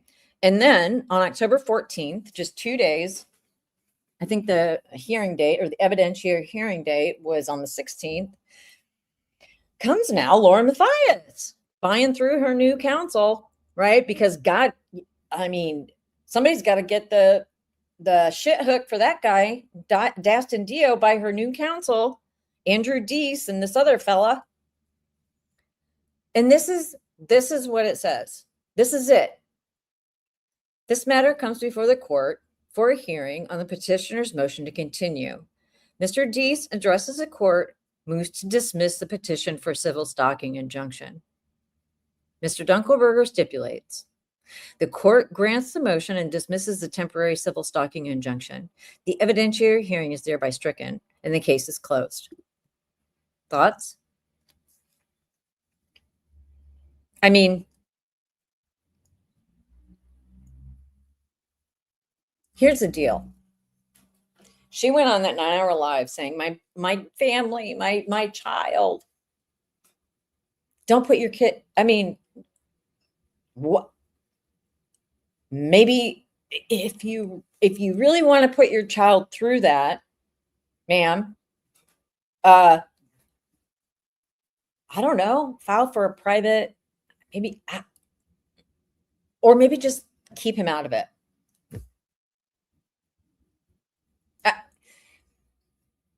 I can't think of any other word than weaponization.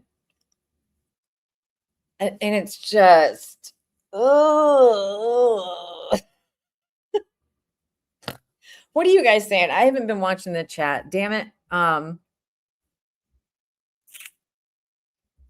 It's just, it truly is. I mean, it's bullshit. And she needs to take that 9-hour live down. My God.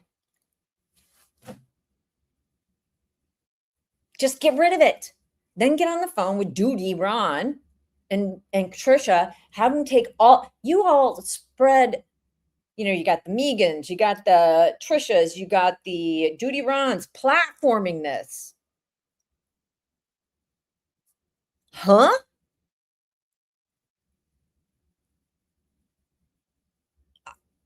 It was, this is a really good point, Lindsay. Oh my God. Right. That's the name he chose. I don't want to yuck anybody's yum, but come on now.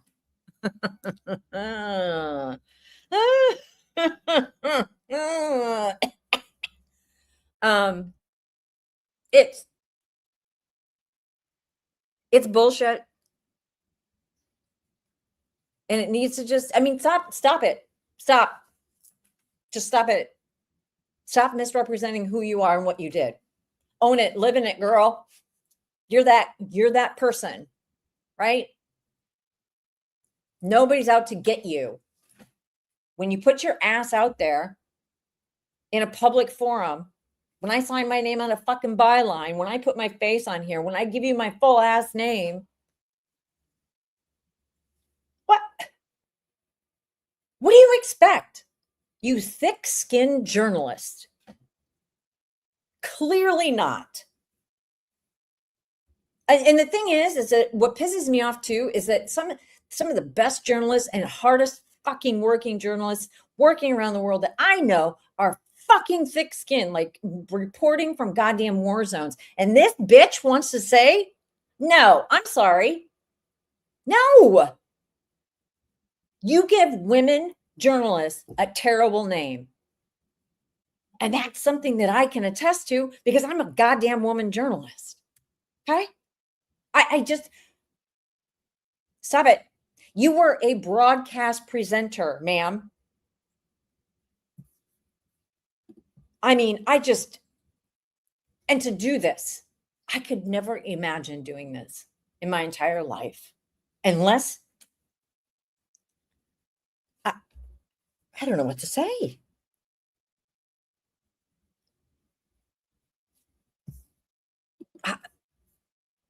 I mean, let's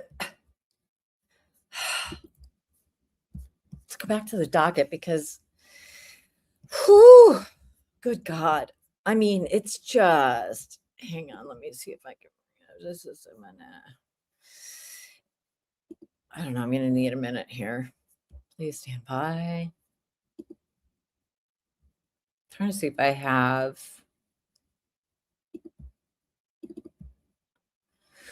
Well, so Tricia came up in one of the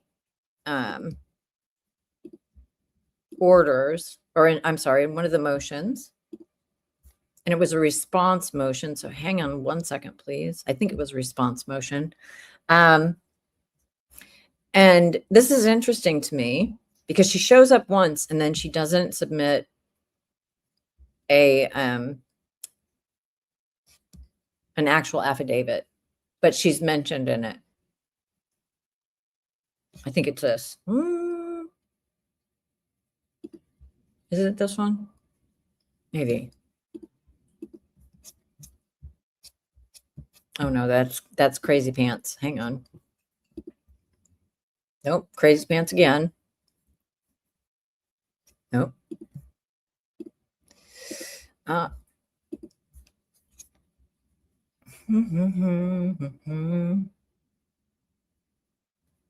Actually, let me put this up here while I'm looking through it. This is also stuff that's on the docket now. So again, the link is there. This is, has been shared, and it's in, you can go find it. Hang on.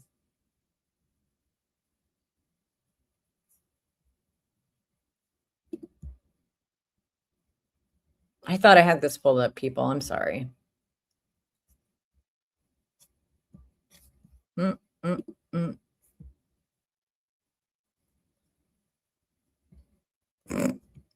just reading through this and it's funny as hell. Okay.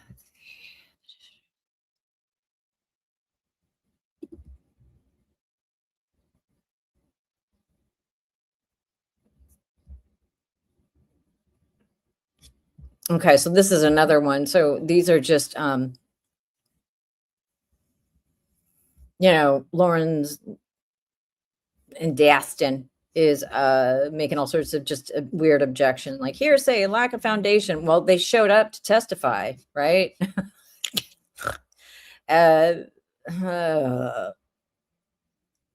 Exhibits referenced but not attached. Well, you sorted it out in the end. These people, I mean, my God. Why can't I find it? It's not the Declaration, Memoriam Office.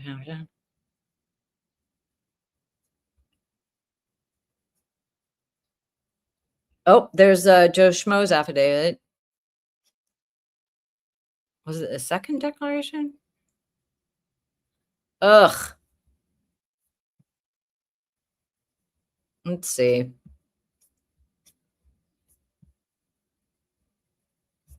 Blah, blah, blah. So this is when she was like, after the crime con bullshit in 2025.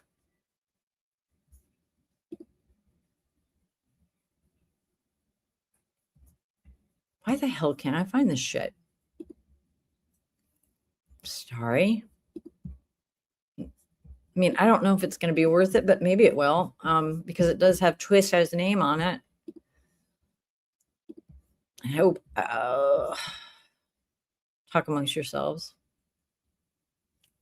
Which one was it in? Hang on a second. Let me see if I have it on my thingy dingy. You want to watch some Joleen while I'm trying to find this? Let's do that. Let's watch some Joleen. They're gonna kill us. We're gonna. Hang on. Did you hear that? He said there was a lady that came up. I don't know if it was like harassing. It was more of like just. Look at Lauren. Look at him like you. How dare you say we weren't being harassed? The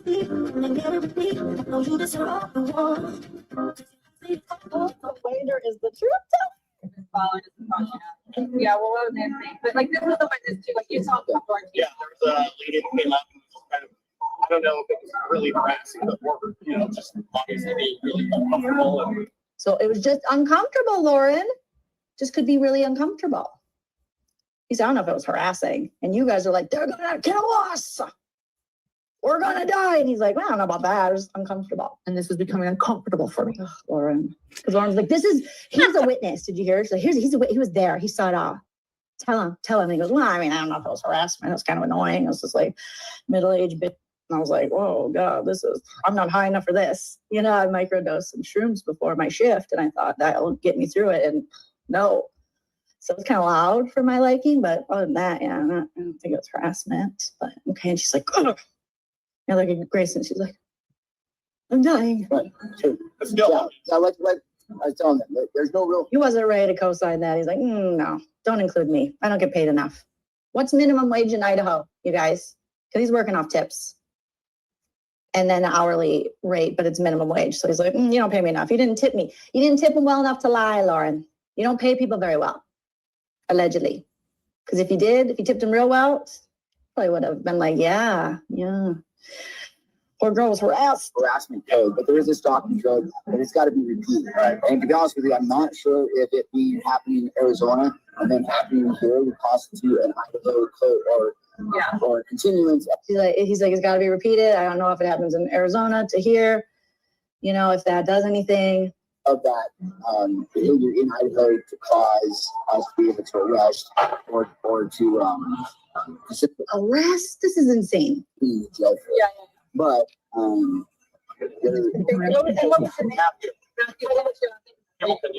Give him more money. And this was becoming uncomfortable for me. Thank you. Thank you. I appreciate it. Thank you. you My concern is that, like, I'm not responding. Okay, my concern, I don't give a shit about you. My concern is that, I'm sorry, minimum wage vintage AF is saying in Boise for a restaurant is only $3.75 an hour. That's what it was in like Wisconsin when I was in college. Like back when I was in college in the early 2000s, like Minnesota was like $6.50 at $3.75. It's ridiculous. Here they really have to work for that is dumb. Oh my God. That's so weird. So I am more worried about this guy wasting his time with your bullshit when he's not making any money. PTL, right? And also, you got to keep in mind, Christina was in Europe at this time. Yes, I did. I sure did.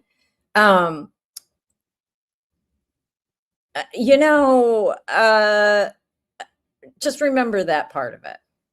So I finally found it. Hang on a second.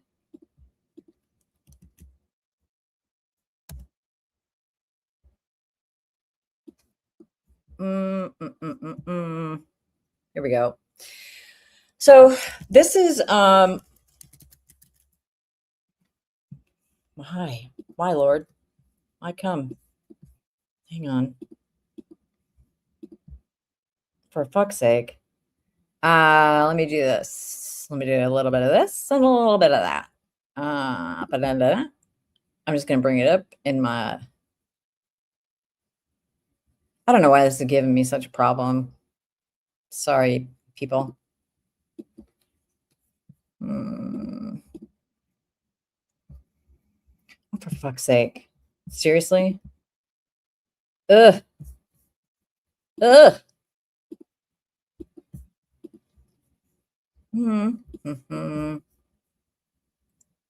Okay. So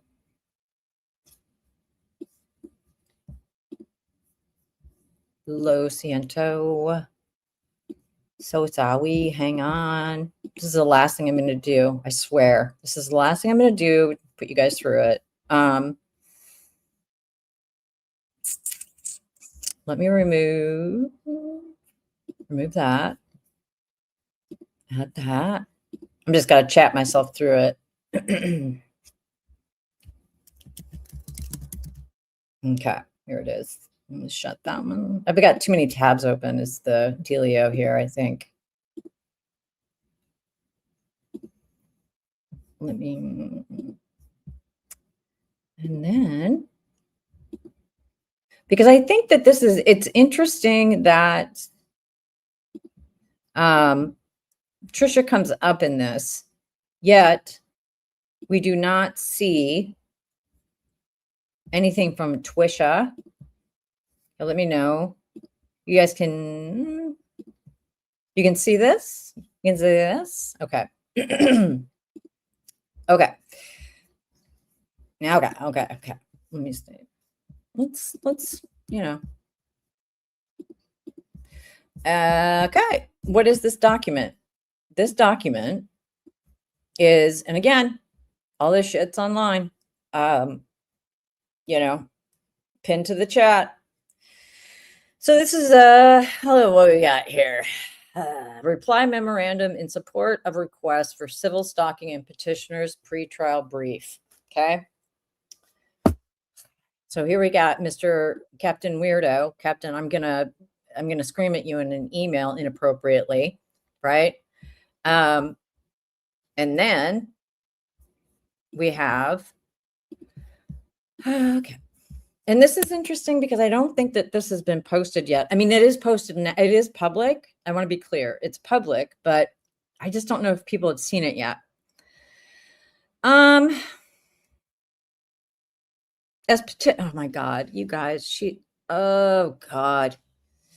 Yeah, so here he lays out like, you know, petitioner's social media presence diminishes. This is a limited public figure creating multiple social media accounts. I mean, come on, right? Public discourse. It's public discourse. She doesn't even, I want to remind you, doesn't even mention Lauren by name, yet Lauren does mention Christina repeatedly in her 8-hour live, then took it down and edited it and put it back up. So let's see what Tricia had to say, shall we? Oh, here we go. So this is in Daston's filing. Okay. The evidence before this court paints a I mean, get a look. I have an idea. Let's cast an entire online nerd cast to recreate this for a play. Can we? Because, wow, this guy takes him. I mean, it must have been real bad. Hang on. Damn it. Ugh. Okay. So what does Tricia have to say? What does Tricia know about stalking? Greg said. All right. The evidence before this court, Daston says, paints a disturbing picture of a calculated, sustained harassment that has driven professional. Oh my God. Oh God. I should have reread this.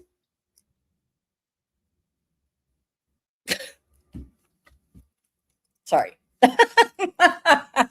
God, if we don't laugh.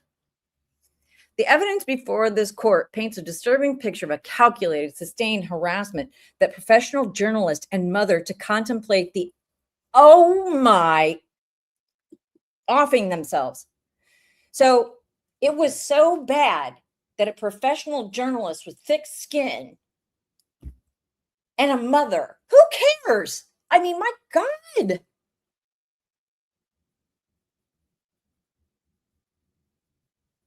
Holy shit. Oh my God. I didn't. Ooh, Christina. Look, man. Penny. Oh my God. All hands on deck. All hands on deck. Has this been read before? It's in the docket. This is why there needed to be a trial. This is why when Lauren said, no, you know what? I'm going to just jump off of this and go to YouTube instead and give a one-sided story, because this kind of shit is in the public record. What the hell is going on? Okay, I had just read the Tricia part. I was not prepared.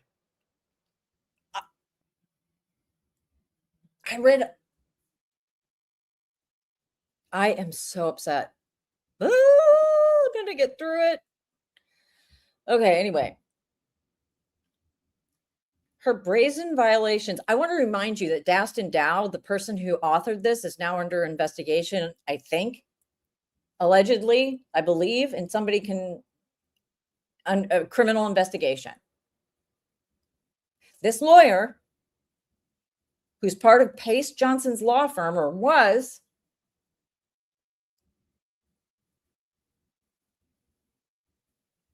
put all of this into a public court filing and expected Christina to not get her day in court. And when she showed up, she went out and sat her ass in the hall. You don't get to do that. You must prove this to us, true crime reporter.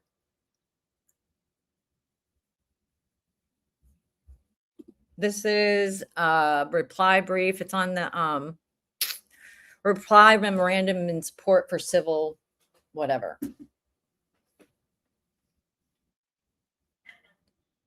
God. Okay, so here we turn to Patricia Griffith, or Dastin does. Lauren does, right?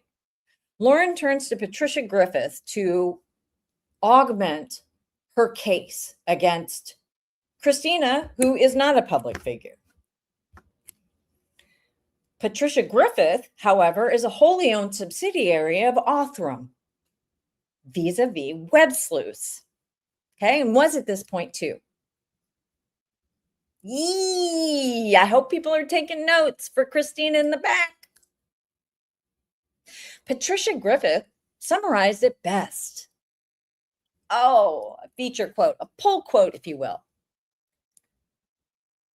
Criticism of someone's work is one thing, but setting out to destroy a person, to incite fear, and to threaten their livelihood is reprehensible, harmful, and flat out wrong. Griffith affidavit, which doesn't exist. So, quoting from the book of Tricia, the church saith, this is just plain wrong. To destroy somebody's livelihood is reprehensible, harmful, and flat out wrong, says somebody who is currently suing to be a creditor on a dead woman's account after straight jacking her phone, right? Wow.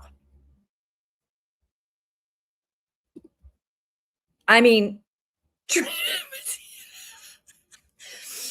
it's like citing, so Kelly, it's like citing to, a Supreme Court case, right? And the thing is, again, I'm laughing, but this is shit that they put onto one woman's back.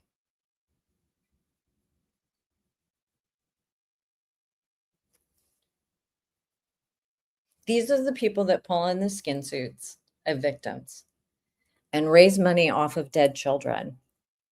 Okay?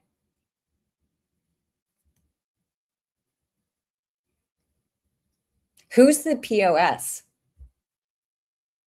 Who's the absolute skid mark on just what's her nuts underpants? This is horrible. So Tricia did. Oh, yeah. Well, we can't find it, Glam Dolly. Apparently.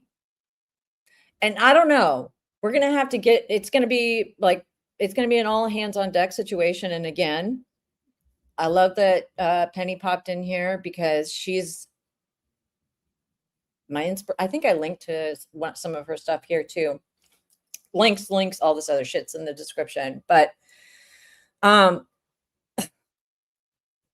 timeline now, as I'm looking at this and thinking about this, I'm wondering at what point in Tricia's own legal journey. Well, okay, so here's the thing about the legal document. They're making an argument, so they can say whatever the fuck they want. The problem is that, did she? Oh, that makes sense. Okay.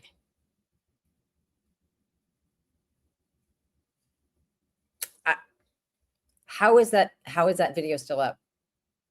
How is it still up? This is pure allegations. Just because it's in a court filing does not mean it's a fact.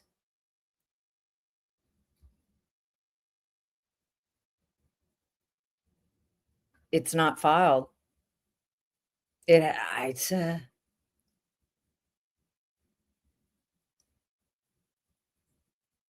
so when was this? Sorry, it's 20. Oh, so this was okay.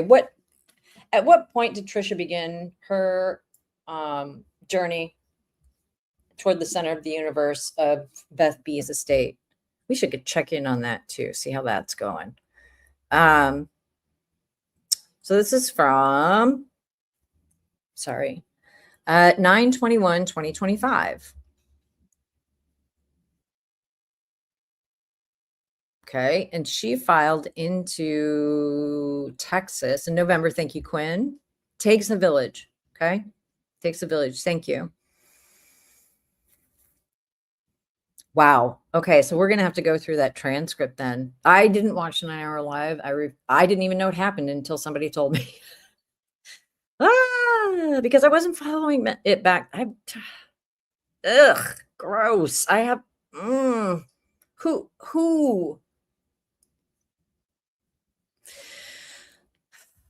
According to the Gospel of Patricia Griffith, she put it the best. Criticism of someone's work is one thing, but setting out to destroy a person, to incite fear, to threaten their livelihood is reprehensible, harmful, and flat out wrong. Okay. All right, Tricia. Oh, third-party corroboration of impact. Here we go. Page 15. Page 15. Oh, you guys. Y'all. Oh my God.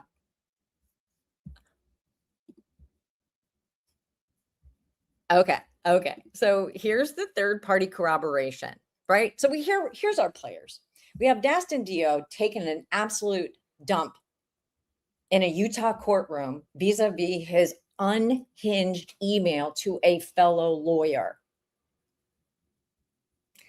Yeeted from the case, somehow, now under allegedly criminal indictment, if I'm remembering right.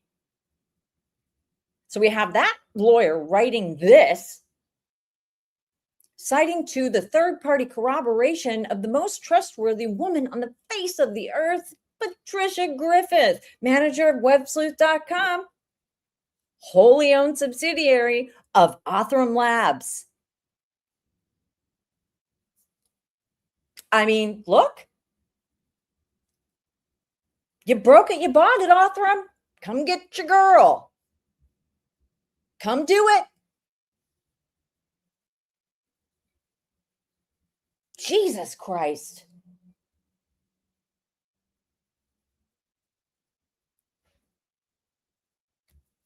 God, and here is my fitness tracker telling me I can still do it.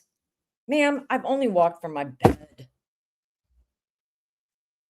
Okay, so she read this. I mean, oh, this is fucking what? Okay. Thank you. Oh my God. Thank you, chat. Chat, you guys are the best.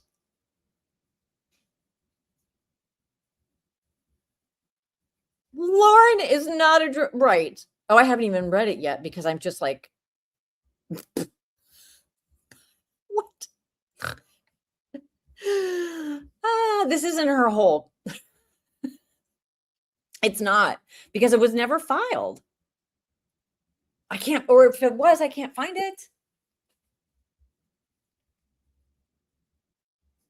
Wow. Wow, Othram.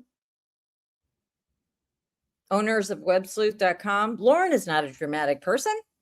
She does not exaggerate.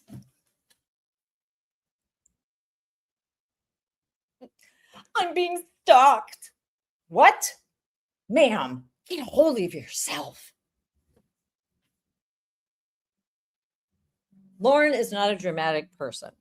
She does not exaggerate. She is professional, composed, and truly a wonderful friend. To hear the stress and fear in her voice has been devastating. Lauren lives in constant uncertainty, never knowing what horrific thing Christina will post next on TikTok. Nobody likes me. Everybody hates me. When we go eat some worms. I mean,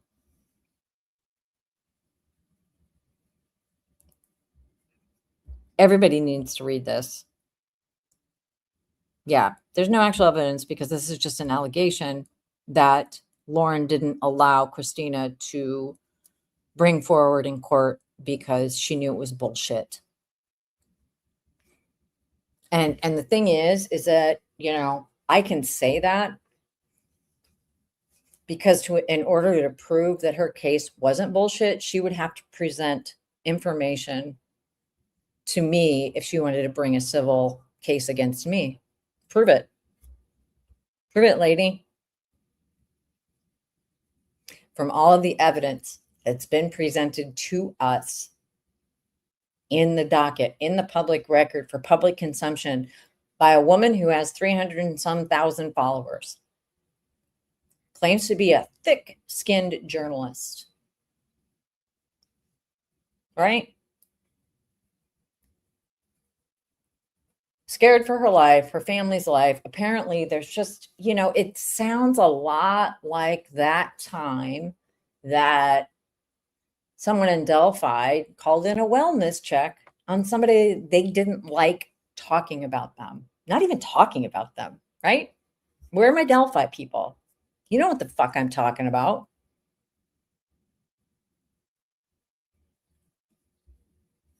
I mean,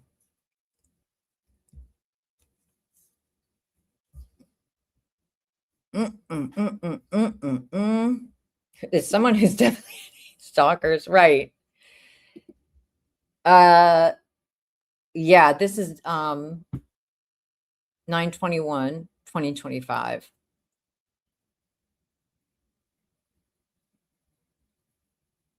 This is insane. This is fucking insanity, is what it is. I mean, hey, crankies. Hi. Hi. Oh my God. I'm sorry. I haven't been paying attention to chat because I've been performing. Andy's repertory theater, post-punk mama, sup? Oh, Janeese, you're still here. Sarah is Lauren's friend. Yes. So, God damn it.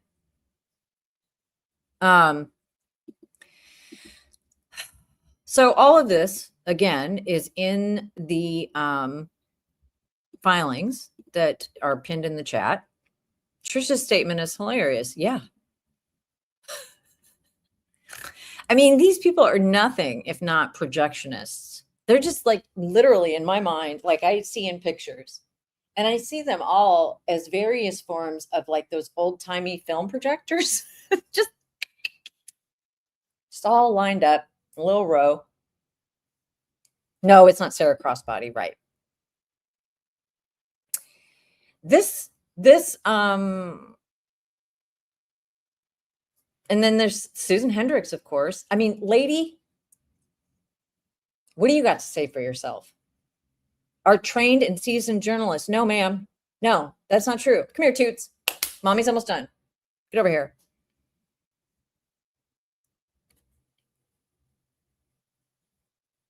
I have had with Lauren. She tried to remain that way, but at this point, she no longer can. Okay, bullshit. Bullshit. Liars. Prove it. Prove it. I mean, let's review. What did Christina do? Nobody likes me. Everybody hates me. I might as well go eat some worms. Right? Then they hire this jackass to write this fucking absolute fiction in an allegation that was never, I mean, and there's, Christina got to rebut it, and they did. And we read some of those in part 1. But Jesus Christ. As she danced right and never used her name. Yeah, okay, great. Y'all had the same fucking group, right? If nobody would have said anything with her 100 followers or whatever it was on her separate channel from her art channel, nobody would have known about it. But you Streisanded the shit out of it. And then you dragged a woman to court, and then you didn't allow her to have her day in court. Gross, lady. Take down your stream. Take it down. Duty Run, take it down. Tricia, get your shit off the goddamn internet. Othram, come get your girl. What the fuck is happening? Oh my God. We have to be careful about how we use the tools of the law. I mean, and you've seen through the docket that it doesn't even start with Christina. It doesn't even start with Christina. It starts with Lauren yeeting or sending out all of these. Actually, let me do this. Get over here.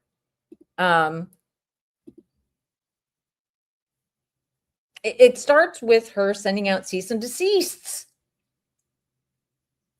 from to who was the first person? Let's see. Let's go back to the docket, shall we?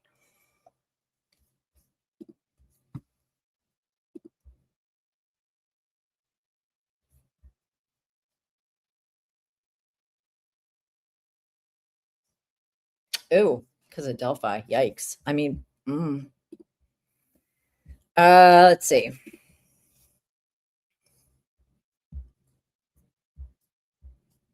Right. So the timeline.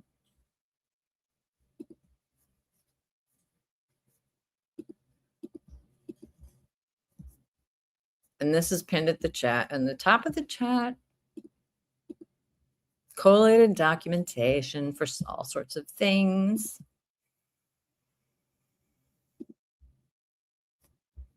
Let's look. Oh, yeah. There's also another docket sheet here, too. You can check that out.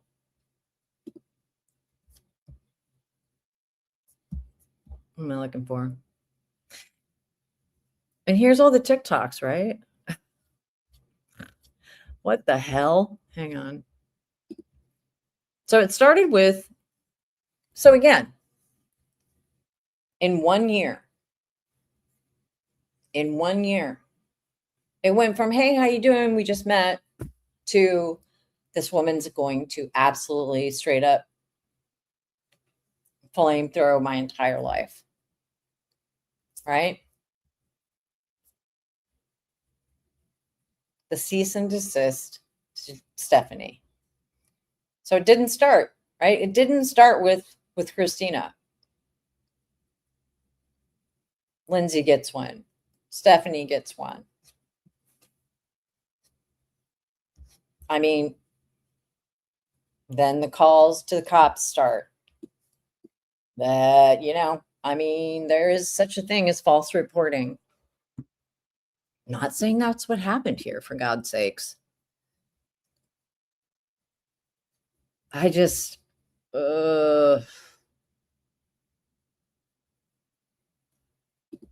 So, Cease and Janeesed says Stephanie and Colette got the first. Okay, so Colette got hers on the 9th. So that needs to go on the timeline. Lindsay got hers a few days later. So she started saying it, she started spraying it instead of just simply saying it. I mean,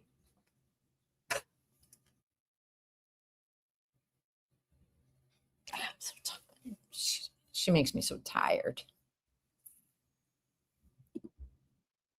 One of the TikToks Lauren submitted as evidence was about Christina's. No. Are you kidding me?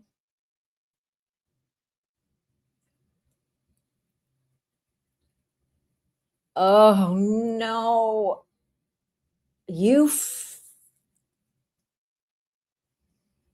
Fucking shame on you. You, God. Because God knows that there's nothing damaging or traumatizing about that.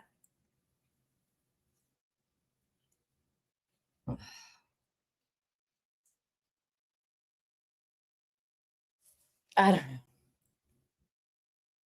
That's gross. That's yuck. You're nasty.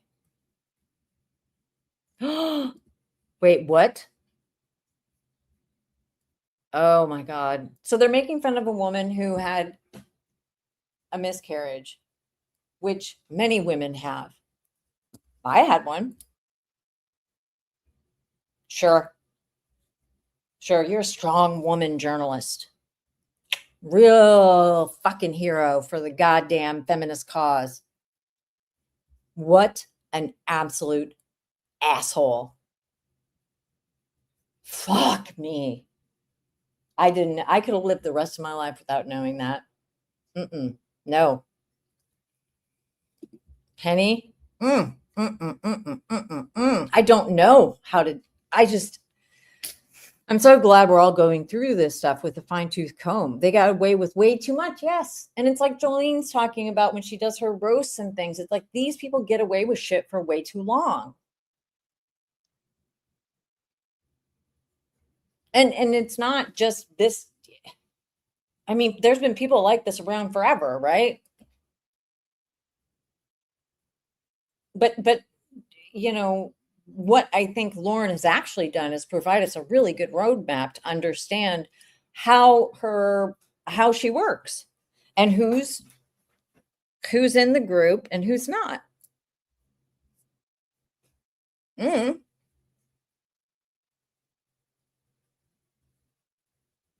Oh, her rainbow baby was her miracle baby. Yeah. Why not make fun of that, Lauren? Jesus Christ.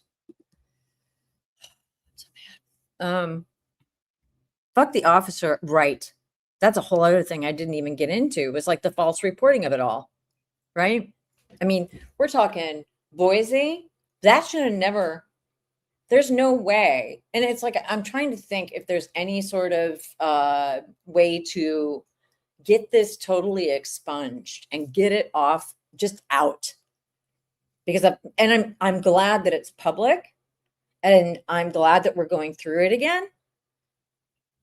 But this needs to not exist in the world anymore, because it's all allegations. And Lauren's not going to tell her audience the truth. She's not going to get up there and say, you guys, this was all allegations, and I'm going to read to you now that Christina, but I'm not going to read the respondent document. And by the way, I didn't let her get, her day in court. I don't know. She's not going to tell her audience that. That's part of it, right? But she's given us a good roadmap. When you think about who she hangs out with at CrimeCon, when you think about everybody that put their neck on the line for her and filed affidavits under the penalty of perjury, and her psychologist husband diagnosing a woman he's met twice, sir. Then you have Grayson in the background.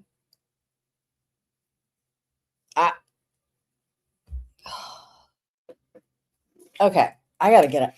Let's palate cleanse. Let's palate cleanse.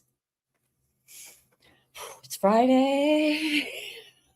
It was the woman is across. Yeah, she's a national nightmare. It was multiple states. Yes. Oh, sorry. You're right. So good. Everybody. So let's palate cleanse, shall we? With hashtag never forget.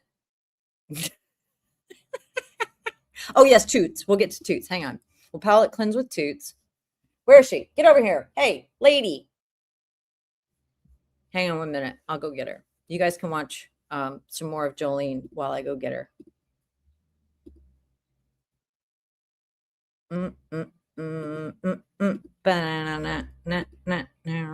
I am so mad. So mad.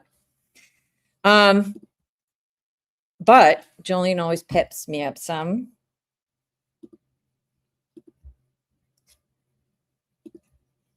Where is she? Oh my God, have I misplaced her? I have not. You know who won't copyright strike you?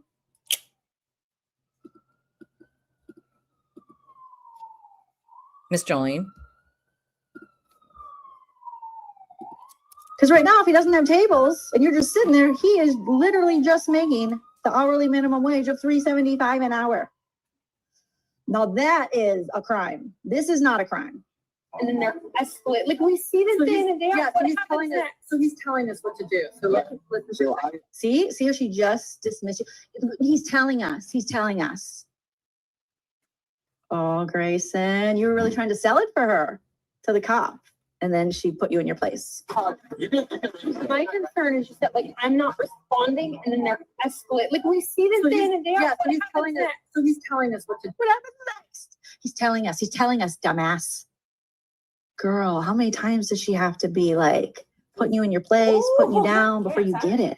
Look at Grayson, look at her. Oh my God.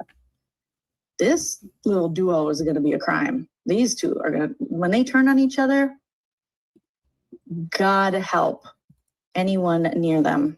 Yeah. So I would say. Oh, Grayson goes, see, Grayson, you're not dumb. You know what's happening. You know what she's doing. You know she's dismissing you. Her feelings have to be validated, crying, tears noted, sound effects, comforters to blow into, jazz hands. Oh. But when it's you, she's like, all right, calm down, crazy. And Grayson, look at the eye roll. My concern is just that, like, I'm not responding, and then they're escalate. Like we see this day in and day out. Yeah, so he's telling us what to do. So there is a difference between harassment and kind of the free speech stuff, right? So they can follow you to. They don't like the free speech stuff, sir. Quit talking about free speech. They don't like free speech. Like we see this day in and day out. So he's telling us what to do. So I would Look at her sick. Shut up, Mom. You don't even know me.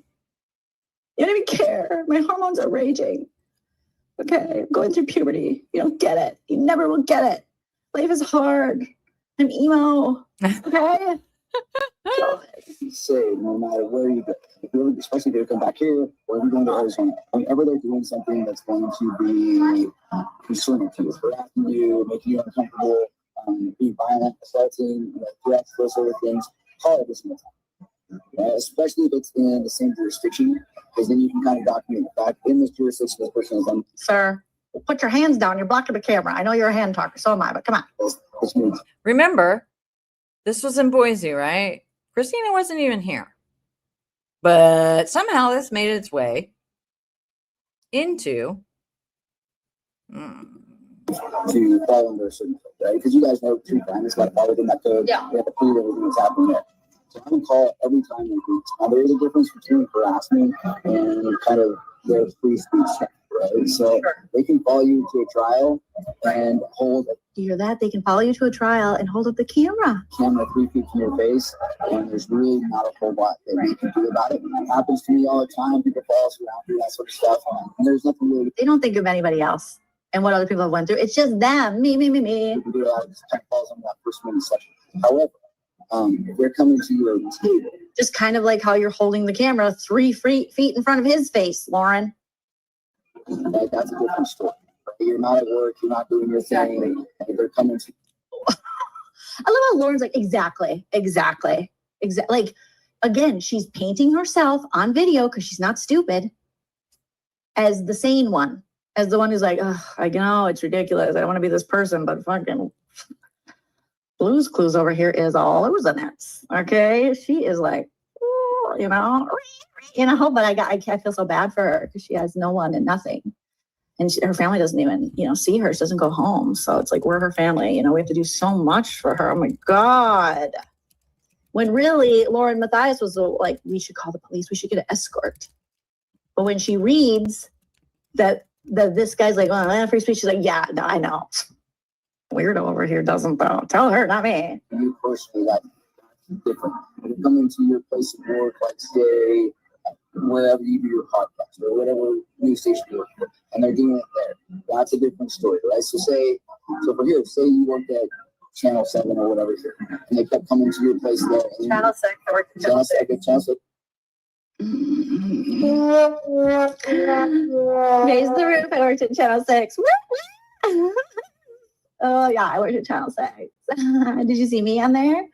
Yeah, I used to wear those maxi dresses. They were really in when I worked there. Woo, Channel 6, bitches. That's what we would say. We were really cool. It was really fun. I was really good at it.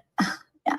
Anyways, go ahead. Keep going. Hit the like on your way out. Leave a comment after the video post. Share me with your friends, family, enemies, and alleged stalkers.